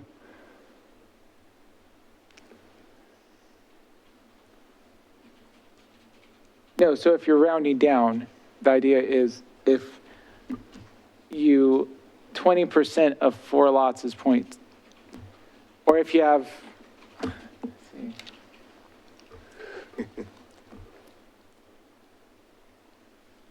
Well, 20% of 4 would be, the nearest would, whole number would be 1. Right. Right. So it's minimum of But one. Made Minimum- sense when I wrote it. you don't have to answer right now. I love putting you on the spot, though. Think about it. I will think about it. Okay. I plan on rereading this with a fresh mind again and again anyway to flesh out any of those. I'll add, I think the clarification there is that if you were to round up, so if you have basically a partial number, if you round up, then you would exceed the 20%. So you need to round down so that you don't exceed the 20%. 20% of 4 No, has, yeah. either has to go up to 1 or it has to go down to 0. Right. Would make sense to allow it to go up to 1, the nearest whole number. But that's because that's why a minimum of 1 is put there, not a Yes. maximum of 1. Yes, right, that makes sense to me. I think I understand now. Okay. The math is coming back to me. Yeah. Yes. That's certainly a border case. Yes. So I've learned always think about the edges because on the margins, that's where all the issues tend to arise. So you're saying no less than 1 full lot, basically there. Right. So if you have 4 lots and you need to adjust it, you can adjust 1 lot, even though that's more than 20% of your lots. So that thinking would be that if you had 3 lots, you could not do anything? If you had 3 lots, it wouldn't be a subdivision. Okay. And you'd be under different regulations. You wouldn't be required open space, so. Okay. Now, I'll just take this opportunity to say I would be the last one to jump on any even larger issues here, because this is a remarkably well-done workup that you've done, drawing out each of these items very thoroughly, showing us what the thinking is, what the basis is, and then what the options are. I think you've done a remarkably good job of this. Thank you. Very helpful. And we'll have that in writing from Commissioner Greenberg so you can put it in your resume. This is serious stuff. And he doesn't say that about people's writing just normally. And I'll have his resume next to it of all his background, so. So are we done with comments or questions? Are we going to have more opportunity for comments after the survey discussion, or is this Yes. our opportunity? No, we'll have time for more discussion. Okay. All right. So the survey. So we developed a survey to provide information about the proposed changes. And let me tell you, it was a lot of fun to rewrite this stuff in common language without using any jargon. That was quite the exercise. So we published this survey on Let's Talk Wilsonville back on November 19th, and we sent an email link with an invitation to take the survey to over 60 potentially interested parties. This included residential developers, consultants that we've been involved with residential developments, the Home Builders Association, and others engaged in previous residential zoning discussions, such as in Frog Pond. We also posted the survey on the homepage of Let's Talk, so interested residents could involve themselves as well. So pretty quickly in the first few days, we had 3 people jump on it and take the survey and provide some good feedback. Then there was a hope that some would trickle in over the next few weeks. We didn't see that. And as planned then, just before we had planned to close the survey, we sent a reminder out, and we had 1 more person elect to take this survey for a total of 4. We also, in that December email, invited people, if you need more time to digest this after the holidays, please let us know and we can leave the survey open. We didn't have any takers on that either. So while this response rate was lower than hoped and lower than is typical for a lot of the surveys we do, it was not surprising. I think a couple of factors contributed to this. First, the emphasis up front of the limited scope of this, that is really about these 63 acres, that it doesn't impact Frog Pond, because a lot of these folks are really kind of focused on Frog Pond right now. And also, as we've discussed a lot through our 5 work sessions, this information takes more than a casual survey taker to digest. And so there's a pretty high threshold of interest to invest the time to review, to digest and review this material. So I think this combination of relatively limited applicability as well as the detailed technical nature would also, any additional outreach, my feeling is you'd get similar results. So beyond the public hearing notice, we're not recommending any additional outreach at this point, but I wanted to get the commissioner's feedback on the nature that really we got 4 out of 60 plus responses. If the commission feels otherwise, that we should look at additional options or different ways to engage potentially interested parties. So, Mr. Pauly, in your analysis and looking at these results, did you feel that you got adequate information or responses? I mean, you already said that this is what you kind of expected. So, I mean, do you still feel that there's additional information needed? I feel like I was pleased that though it was 4, that there seemed to be a variety of thoughts about it wasn't just all one.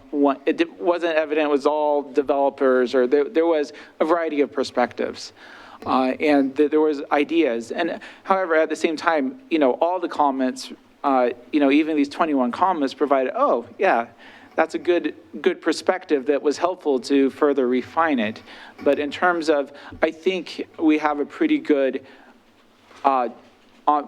primarily because we've done so much residential outreach recently, with Equitable Housing Strategic Plan, as well as recently with the Frog Pond residential zoning. We have a good feeling of what the thoughts are around this in the city. And we've had these discussions with developers and neighbors about these smaller properties and the issues with developing them for years. So, I mean, we have a pretty good handle on what the viewpoints are here. I mean, any additional comments are always welcome in order to, there's something this is pretty complex. So, is there something we weren't thinking about? But I mean, with the experience of the former DRB members, now planning commissioners, as well as staff on this, I think we're getting a variety of perspectives, as well as these comments provided a variety of perspectives that brings me to a comfort level professionally on this.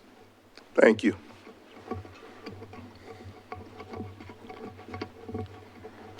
Did you do an open house on this? No. want to do an open house on this? Got a one last chance for people to come in and look at stuff and talk to staff. I guess what's the likelihood that you would get a lot of public input on a topic this Very technical. difficult to comprehend? Well, that's why I thought maybe if staff were there to explain and discuss, it would be less intimidating to those who don't want to plow through. Somebody may come with a concern and say, this is my concern. What are you proposing here that would impact it? And we can go through and explain or Yeah, whatever. I mean, certainly we could I'm even not trying have to it. make work for you. I look at these pie charts, and every time I see pie charts that are divided in quadrants, it makes me a little queasy. Yeah. It says 4 people answered. You have quadrants. Yeah, it really doesn't meet any test of statistical validity. Right. At best, you've got 4 anecdotes, and you don't make decisions based on 4 anecdotes. Right, and I think the 4, and yeah, so in terms of the 4 answers guiding a decision, yeah, it's not useful in that point. I think the most useful part of this is you did get more comments on it from different perspectives that were helpful to continue to consider as we refine it.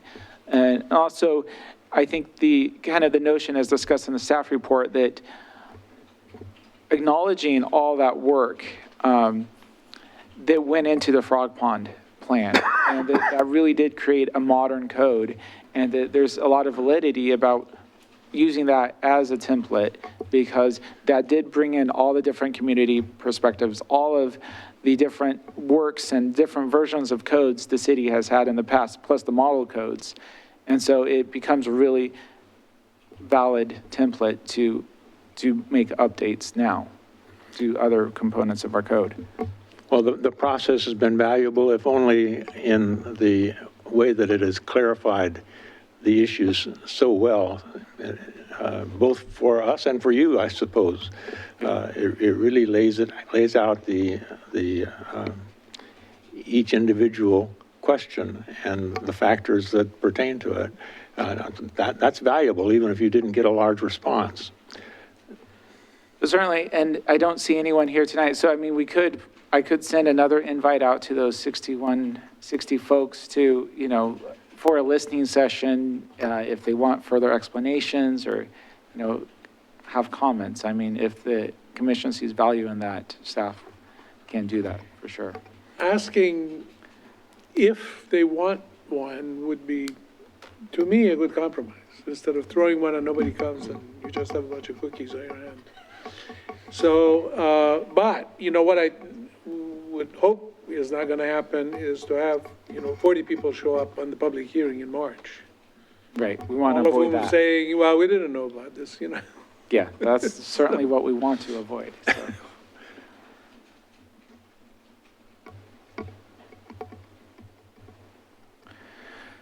So let's talk a little about the nature of the comments then, and kind of what staff got from that.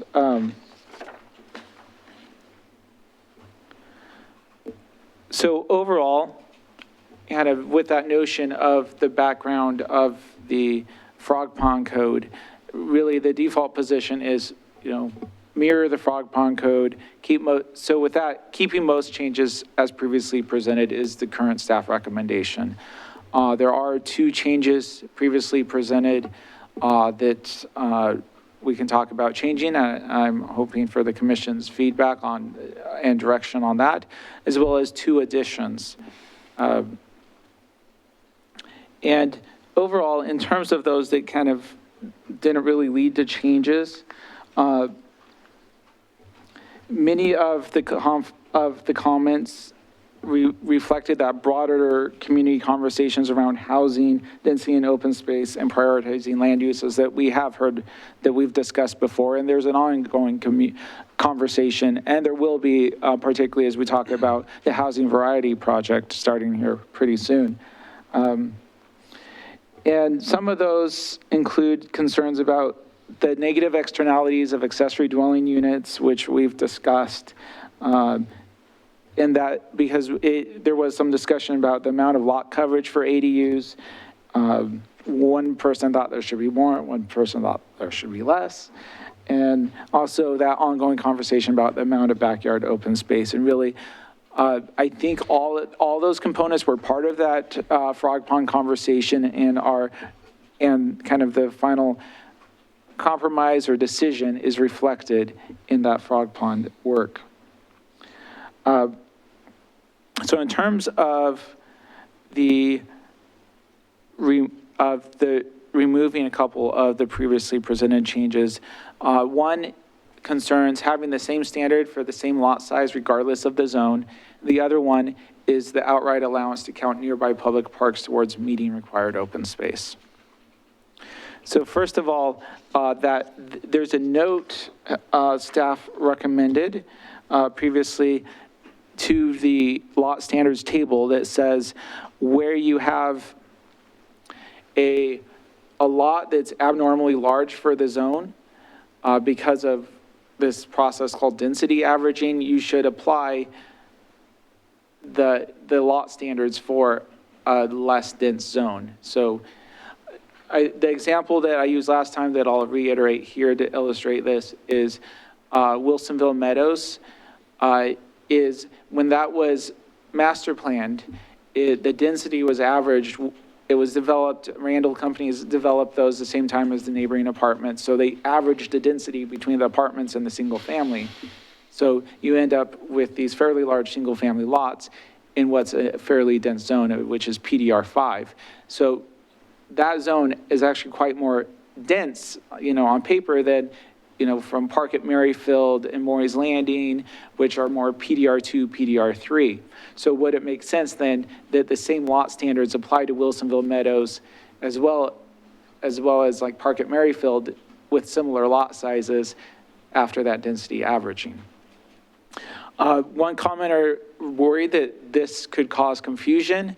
And at the same time, if you end up having lots, some different size lots, a variety of lot sizes within a subdivision, particularly thinking in the future, if you have some different middle housing options, then this could get confusing. You end up having neighboring lots with different lot standards. And that also can get confusing for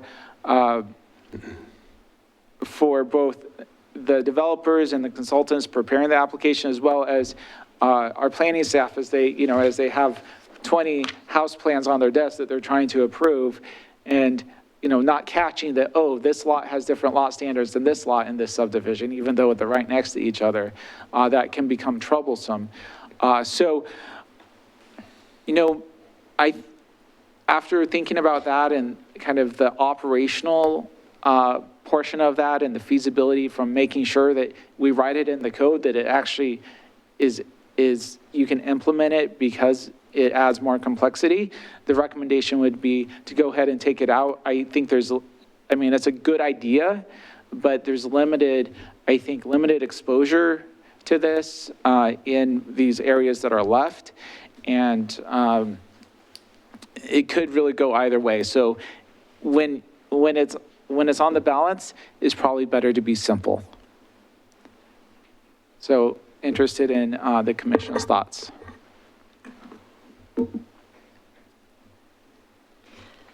So my experience on DRB is that we lean heavily on staff recommendations. And so my question is, in these areas where there might be some ambiguity, is there any preference on the part of staff that they could then use their expertise as planning experts and make a recommendation based on that very specific application and scenario versus having it hard letter written in the code? Good question. I think it'd be hard to, if not impossible, to tell a developer, oh, here is what the code says, but because your lot is big, you actually have to meet this lower standard, which is they're always typical developers wanting maximum lot coverage, for example. So if you say your house on this 6,000 square foot lot can only be 2/3 the size, that's going to be an issue for them. And if they're going to say the code says this is what I get. So then what I hear you saying then in layperson speak is that it sounds like any ambiguity goes to the benefit of the developer, not the staff? Not necessarily, but I mean, if it can be understood as pretty clear, because without this particular footnote, it'd be clear that if you're in the PDR 5 zone, your lot coverage is this, regardless of your lot size. Yeah. And so that's pretty cut and dry. And so there wouldn't be really any ambiguity there. I would also note that there are also regional and state policies at hand, and there are Oregon housing policies that require us to have clear and objective standards for housing. So if we were to say that in certain conditions, it's up to planning staff, that's not a clear and objective standard. Okay. So we do have to call it out one way or the other in the code. Okay. Thank you. Yeah, I'm thinking about DRB and what was just said by Commissioner Willard. I think anything that we do, we need to be clear, and it needs to be no ambiguity in that. Also, I mean, from what you're presenting here, from my mind, it seems that removing this would make it a lot clearer versus leaving it in, and certainly going forward. Okay. Any other thoughts, direction on this one? I agree with removal. Okay. I hear removal. Anybody strongly feel leave it in? Kill it. Bye-bye. Okay. This one is more interesting. There was actually not any comments specific to it, which I think kind of raised an eyebrow for me as well. But also, there wasn't a lot of support even in those 4 comments where these 4 unidentified parties, generally supported a lot of the uses overall, which that's not statistically valid, but where there was this one where there wasn't much support, I'm like, maybe we should have a closer look at that. What's going on here? And again, this gets into the issue of potential complexities, right? The idea is if you have an improved public park within a quarter mile of a stage 1 area, and it's not been counted as open space for another development, then you can count it as yours. I think there's some unintended consequences potentially here that need to be considered. First of all, there sometimes are hard restraints that a quarter mile buffer doesn't take into effect. I think of an area of Maury's Landing, which I happen to know pretty well, is, the water treatment plant park is like a couple hundred feet away, or actually, 50 feet away from some of those homes. But you have to go up and around, and, it's quite a drive to get over there physically if you're in a vehicle. Or even, it's somewhat of a walk to even get there as a pedestrian because of a how hard boundary of a ravine. And so having that quarter mile buffer, or maybe there's a highway that, a parent wouldn't let their children cross, even though it's a quarter mile away. Let's say it's a quarter mile across I-5, right? It's really a hard boundary. So that doesn't really work in that aspect. Also,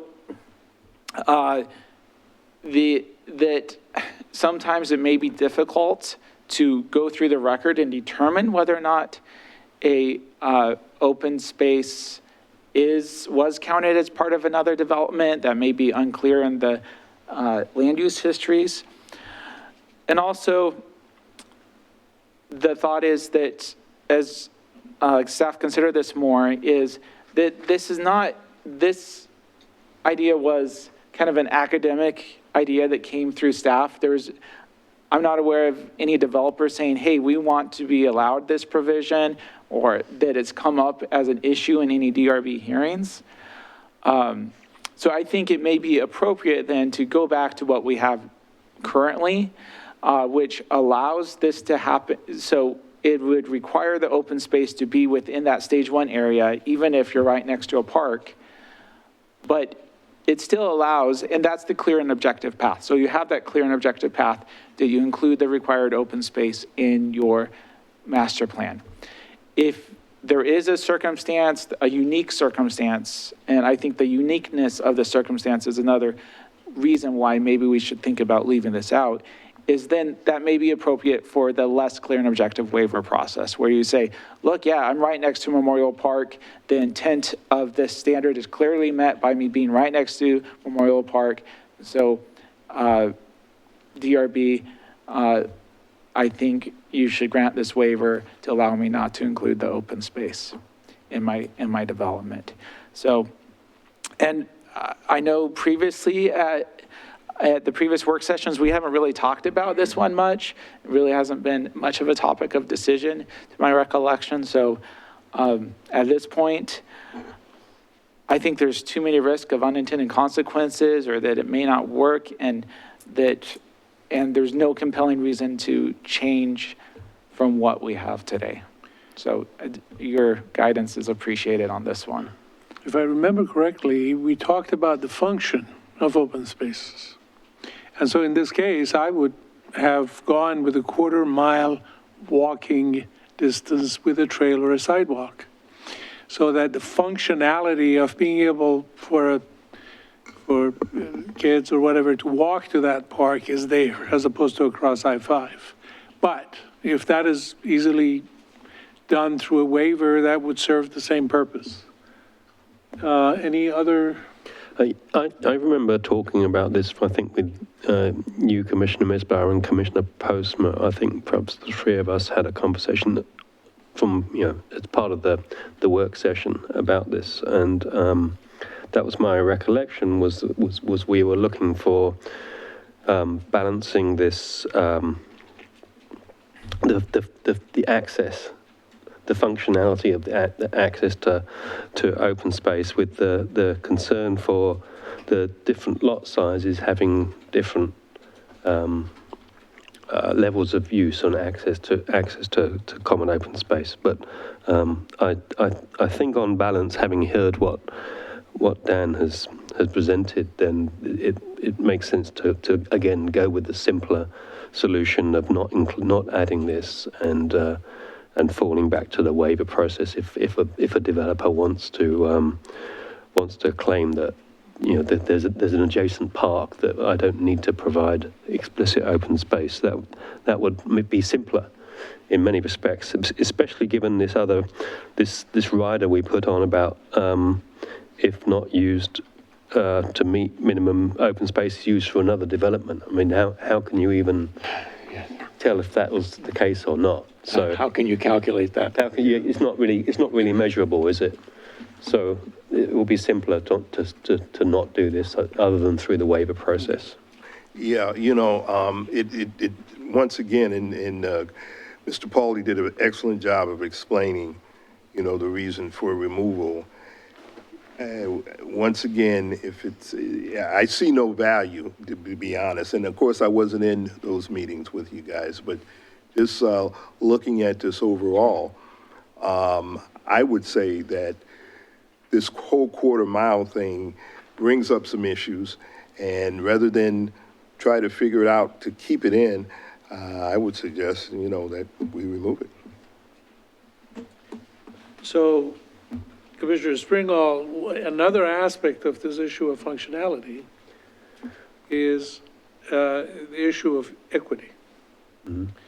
And so, we kind of that was the discussion we were having with Commissioner Postma, is that if you're going to use some other neighborhood's facility by, an apartment kind of development or dense development, that may not be as inviting or as equitable or as inclusive of the kids who are going to that neighborhood. So that brings issues of inclusivity and equity and those kinds of things with adjacent developments that could be not exactly of the same kind of class or whatever you're potentially going to create in various development projects.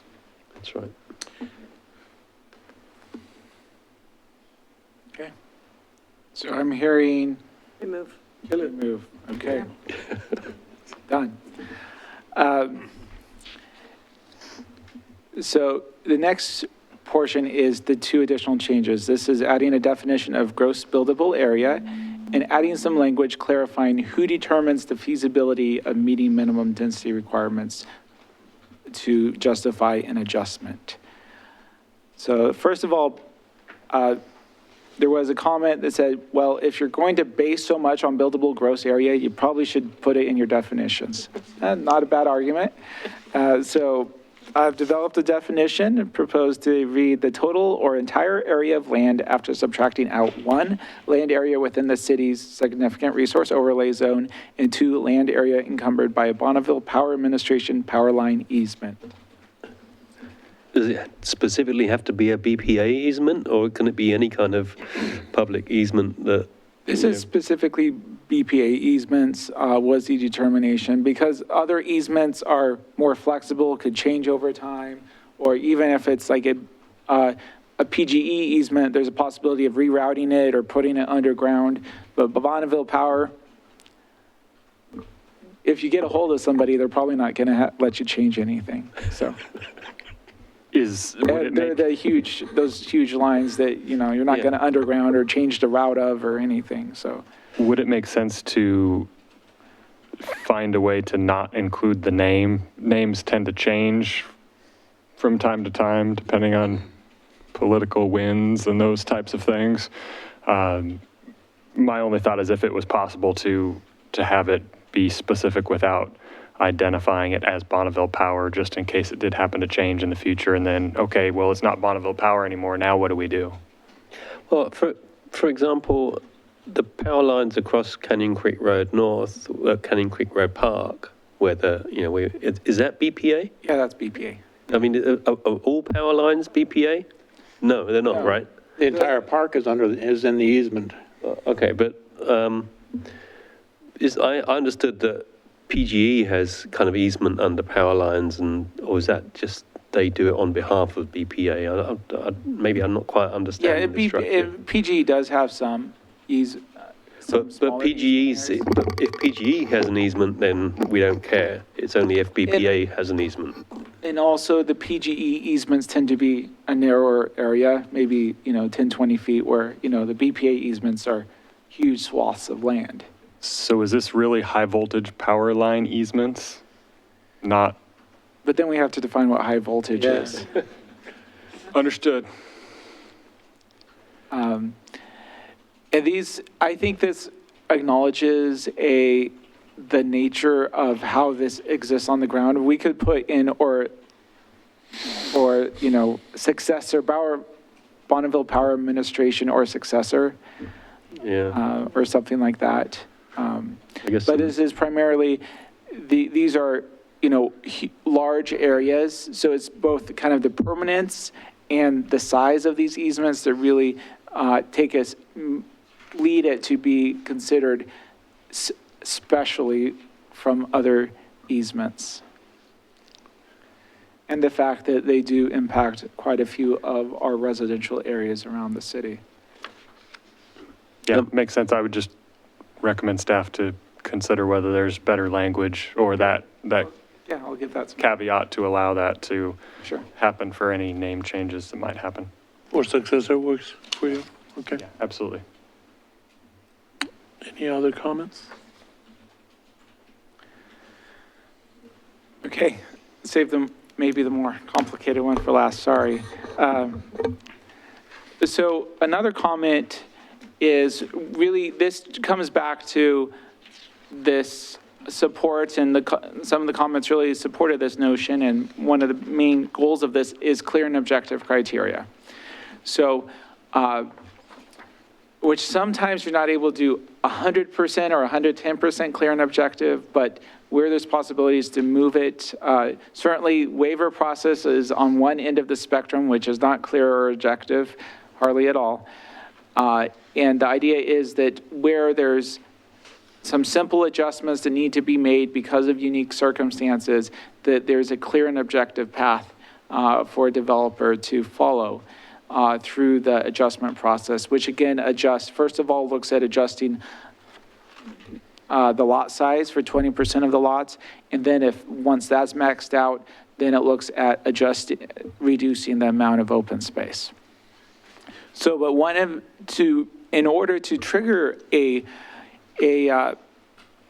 adjustment, an applicant needs to demonstrate that the math doesn't work. So there was a question, okay, who determines whether the math works? How does that look to make the math work? And that, that's a valid point, because that can easily lead to some lack of clarity or some subjectivity. And you're probably not going to get to 100% of that. You're probably, there's always going to be some area of potential interpretation, but we feel that this really meets the intent of being clear and objective with adding this language, which does two things. First of all, it identifies, okay, what does an applicant need to do minimally to demonstrate that the math doesn't work? They need to do at least 3 alternative subdivision layouts, which I think most developers I've worked out and seen the different iterations that they tend to bring into us, that they're doing at least 3 different layouts anyway on a typical development to try to see how it best fits. And also, actually showing that they're making an effort, looking at alternatives is kind of one side of that, demonstrating that portion. And then the other component is also that there's unique or atypical characteristics of the site.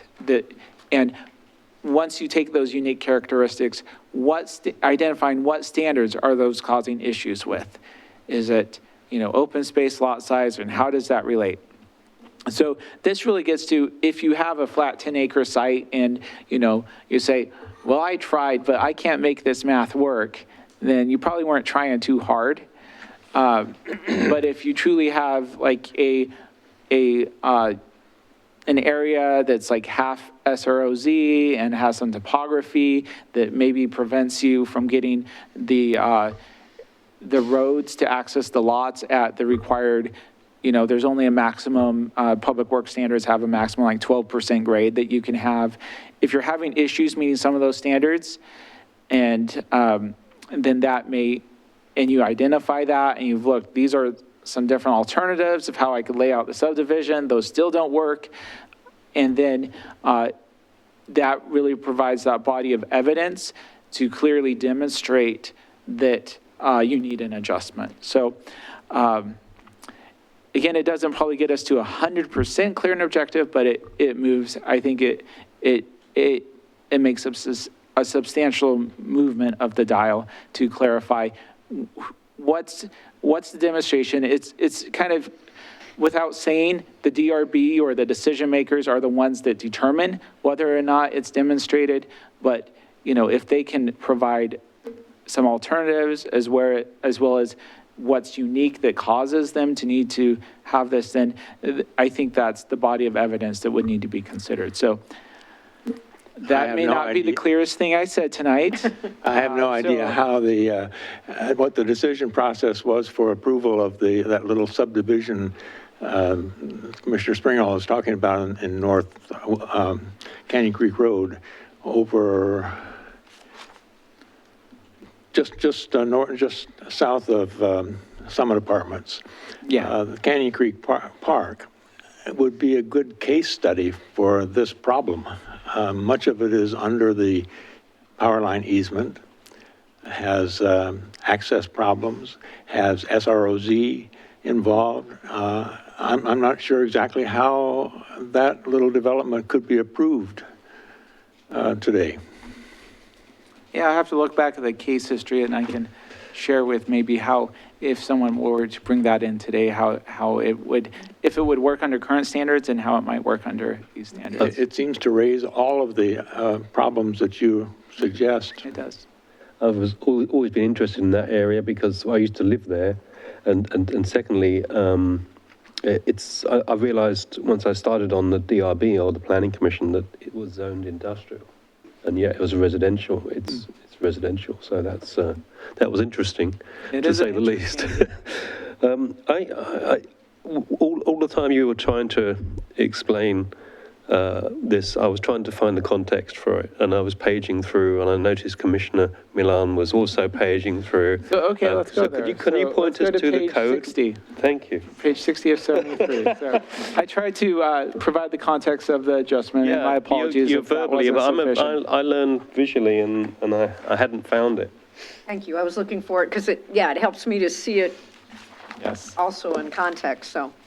So yeah, so this would be inserted kind of at the very bottom of subsection 8 before the word adjustment. Oh, so it's not there right now. It's not there right now, I yes. wonder I couldn't find it. Yes, it's not there. This is language that was cooked up very recently.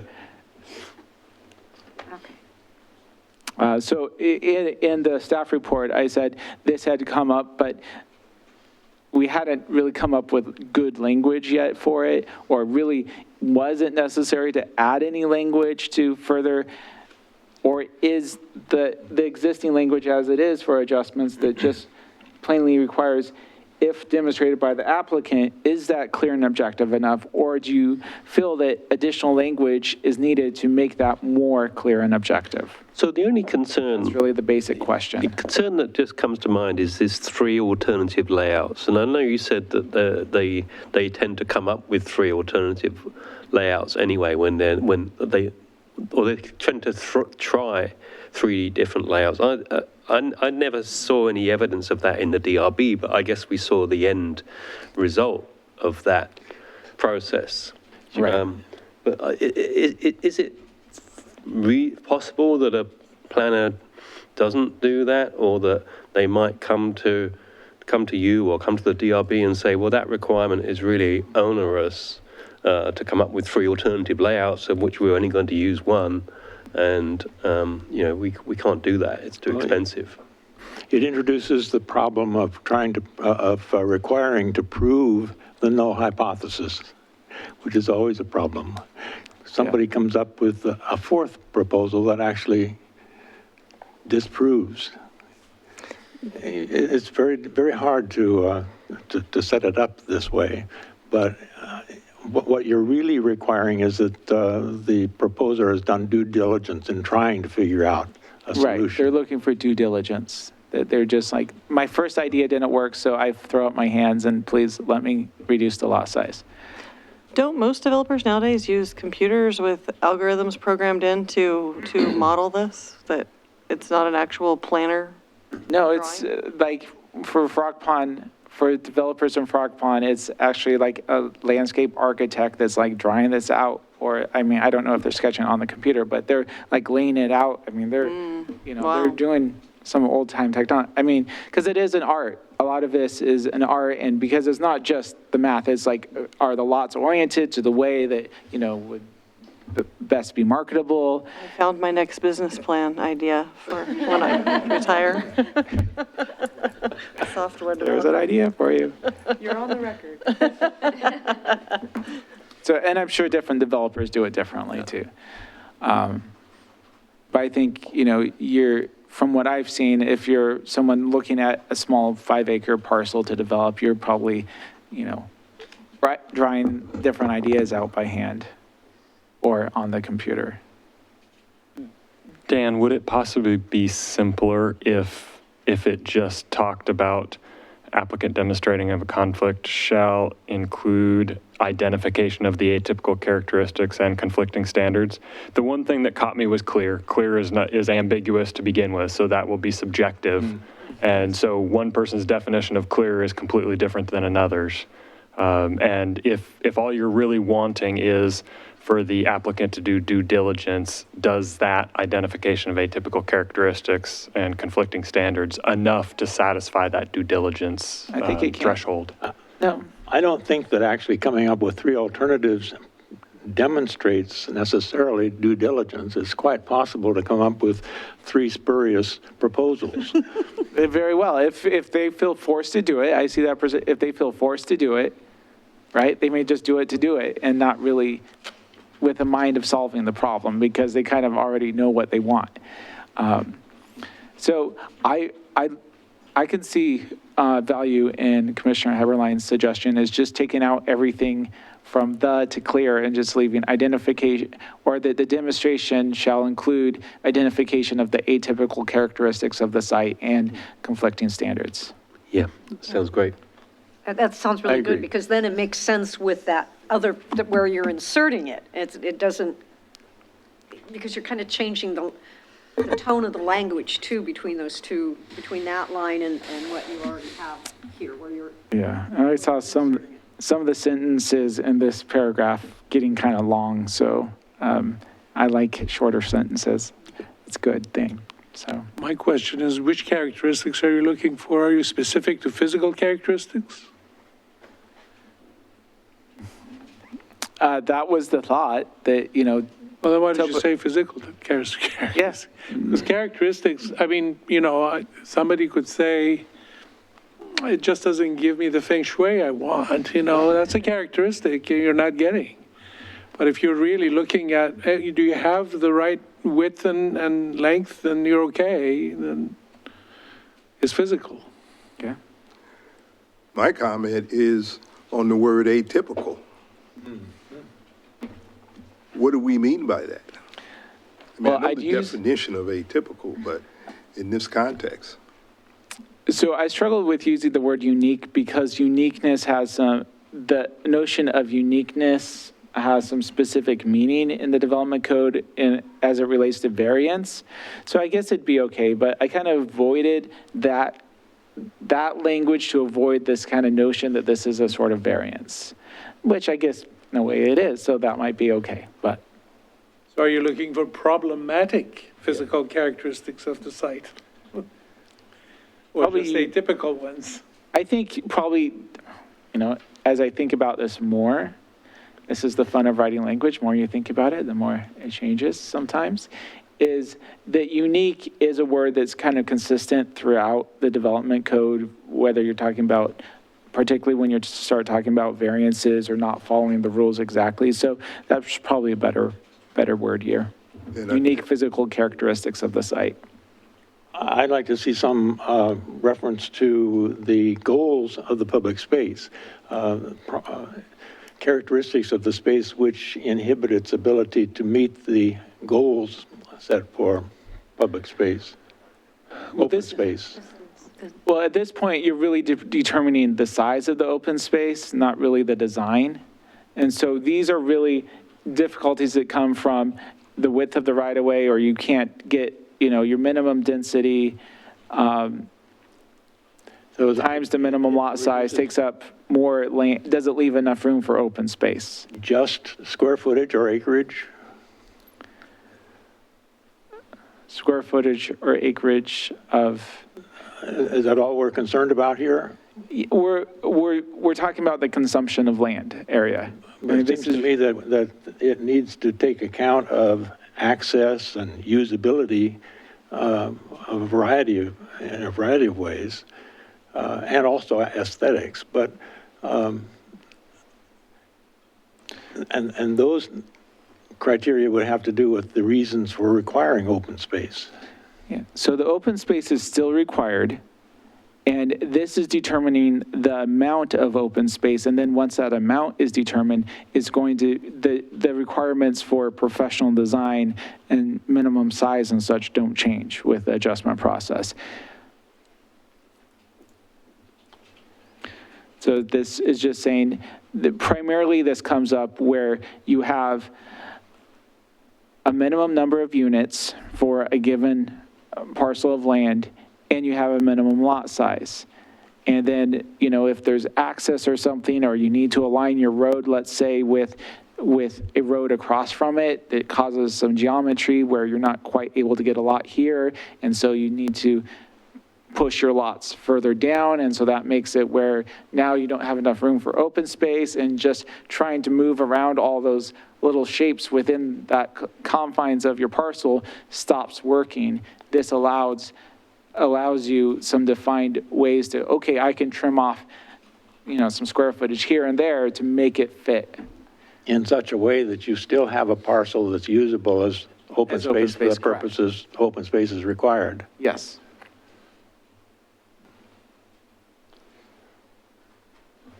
So I propose that staff work with our legal staff to refine this language to address the issues that were raised and remove some of the subjective wording and make sure it's tied very closely to the standards that conflict with one another and how that results in these changes. So when we bring this back for the hearing, we'll have revised language for you. Great. Thank you for the additional feedback on this one. Thank you. Any other comments? So next steps then would be the public notice going out and then a March public hearing. So any additional comments at this point? One real quick one. I'll turn my mic on. One real quick comment or question. So the 6,000 square foot or larger discussion that you had previously, the 10% open space allowance, was the 6,000 feet driven by the Frog Pond development? Is that what's in the Frog Pond code? Correct. That's Okay. the threshold between medium and small lot in Frog Pond. And so less than 6,000, you're required to have the 10%. Okay, I was trying to find the correlation to the PDR zones and there wasn't one, so I wanted to clarify and make sure I understood. Thank you. Anybody else? Thank you. Thank you. We are moving to informational, which is all Ms. Batchel's, yes?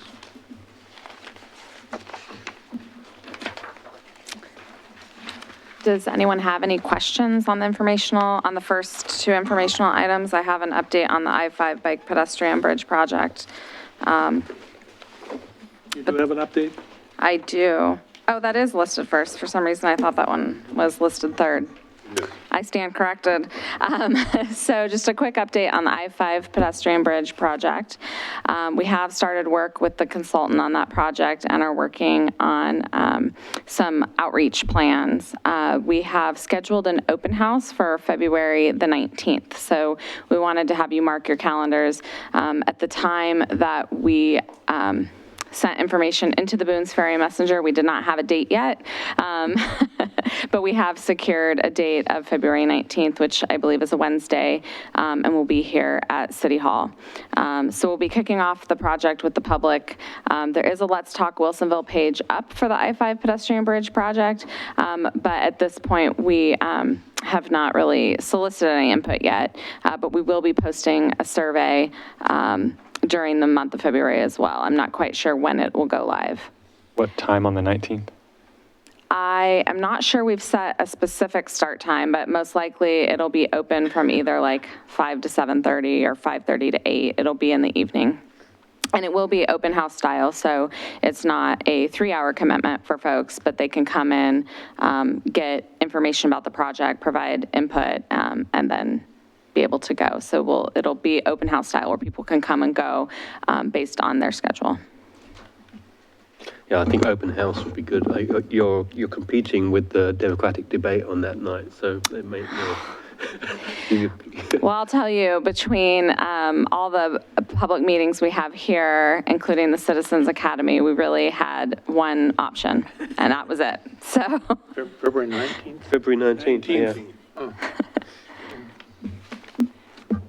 Is this going to include anything about the landing on the other side of I-5 or just on the, okay, I'm getting my east and west mixed up, on the east side of I-5? yeah, so if you'll remember, Mr. Weigel, capital projects engineer with the city, was here in December, I believe. He provided an update on the project, and this is the entire bridge design project. So it will include the landing on both sides.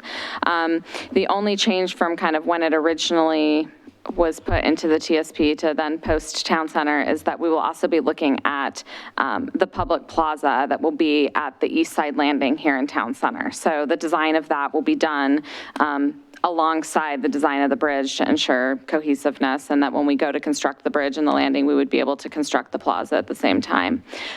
So you'll see some continuity of the branding. We're using the town center logo with the pedestrian bridge kind of header in order to, keep some consistency that we had through the town center project. And we'll be utilizing the town center outlets to push information about this bridge project, since we already have a lot of interested parties that are interested in the town center site. So one thing I overlooked was, I think in the, Mr. Weigel did a good job of outlining kind of the different components of the public engagement, which we're still further refining with the consultant team.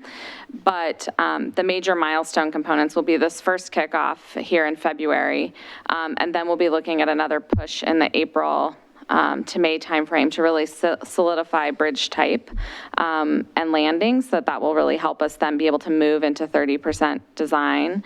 And then that we'll have another big push for community engagement at the block party in August. And at that point, we'll be able to ask some more refined details of the community about specific elements within that public plaza and open space, preferred designs around lighting and landscaping and the different elements they want to see, any themes that we want to have present as a community. So there will be kind of 3 really big pushes over the course of this year so that we can then move into the detailed engineering design work. We have a grant for this process, don't we?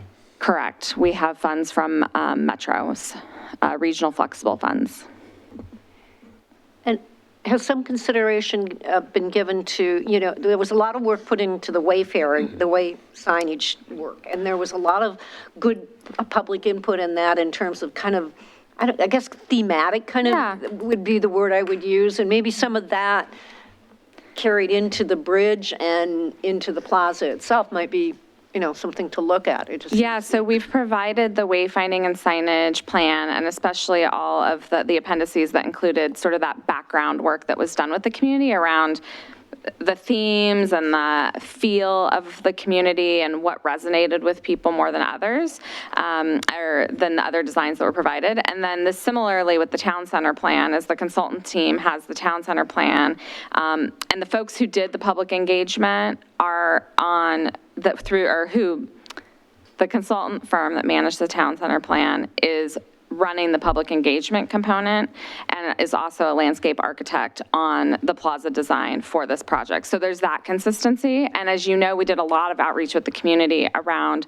design, feel, and what kind of identifies as Wilsonville. So we're using what we've gathered over the past 2.5 years in both of those projects as a starting point. And so hopefully, if we do a good job, that information will help be guiding what's presented at this open house. So we're not starting from scratch, but at the same time, we're also starting with what are the themes we want resonated here, confirm the ideas that we've heard so far, and kind of get those big picture questions out of the way, do a lot of visual preference survey to really make sure that what has resonated before is continuing to resonate.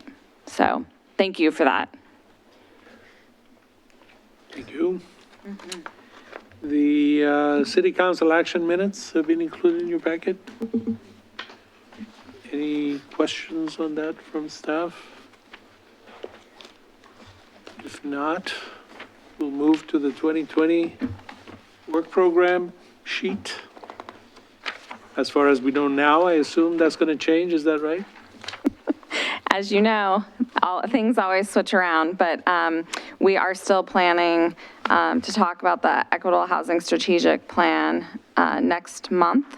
And will you be talking about the Wilsonville Housing Variety Plan? I am still waiting for confirmation from the state on the grant for that, so that may be flexible. The Equitable Housing Task Force is meeting at the end of the month. So it should give enough time. Mm-hmm. Any questions on the work plan? If not, do we have any other? Just short note. I'm going to be moving from Wilsonville Rubbing it in April. Yeah. So the theme Why on is. earth would you do that? The theme is why on earth would I do that? Where he's going. I'm going to Ireland, and it's an opportunity through work to relocate. So I guess from April, I'll be no longer able to come to any commission meetings. So welcome new commissioners. And almost goodbye. But I say I'm still happy to stay on this commission until April if you're willing to have me, because I enjoy it. And on the other hand, if I guess the council is up to them, if they feel like they need to replace me earlier, that's fine too. But I think that I'm glad that I'm going to be at least following through to the equitable housing strategic plan, and not quite for the I-5 Ped Bridge. I'm very interested in that moving forward. You can check the progress online, I'm sure. Yeah, I'll be following you guys on YouTube every month. See, when I was talking about us choosing Wilsonville as we toured it, what I didn't say is when my wife asked before we decided to move, where are we going after you retire? I said, my first choice is Ireland. I said, well, no, that's too far away from the grandkids. What's your second choice? So here we are. Right. Motion to adjourn? Not needed. Not needed? So why does your thing here say motion to adjourn? Is that on the protocol? Adjournment, call for a motion to adjourn? All right, I move that we adjourn. Second. Following this, you know? All in favor? Now you have to ask for discussion. Vote for your feet, with your feet is what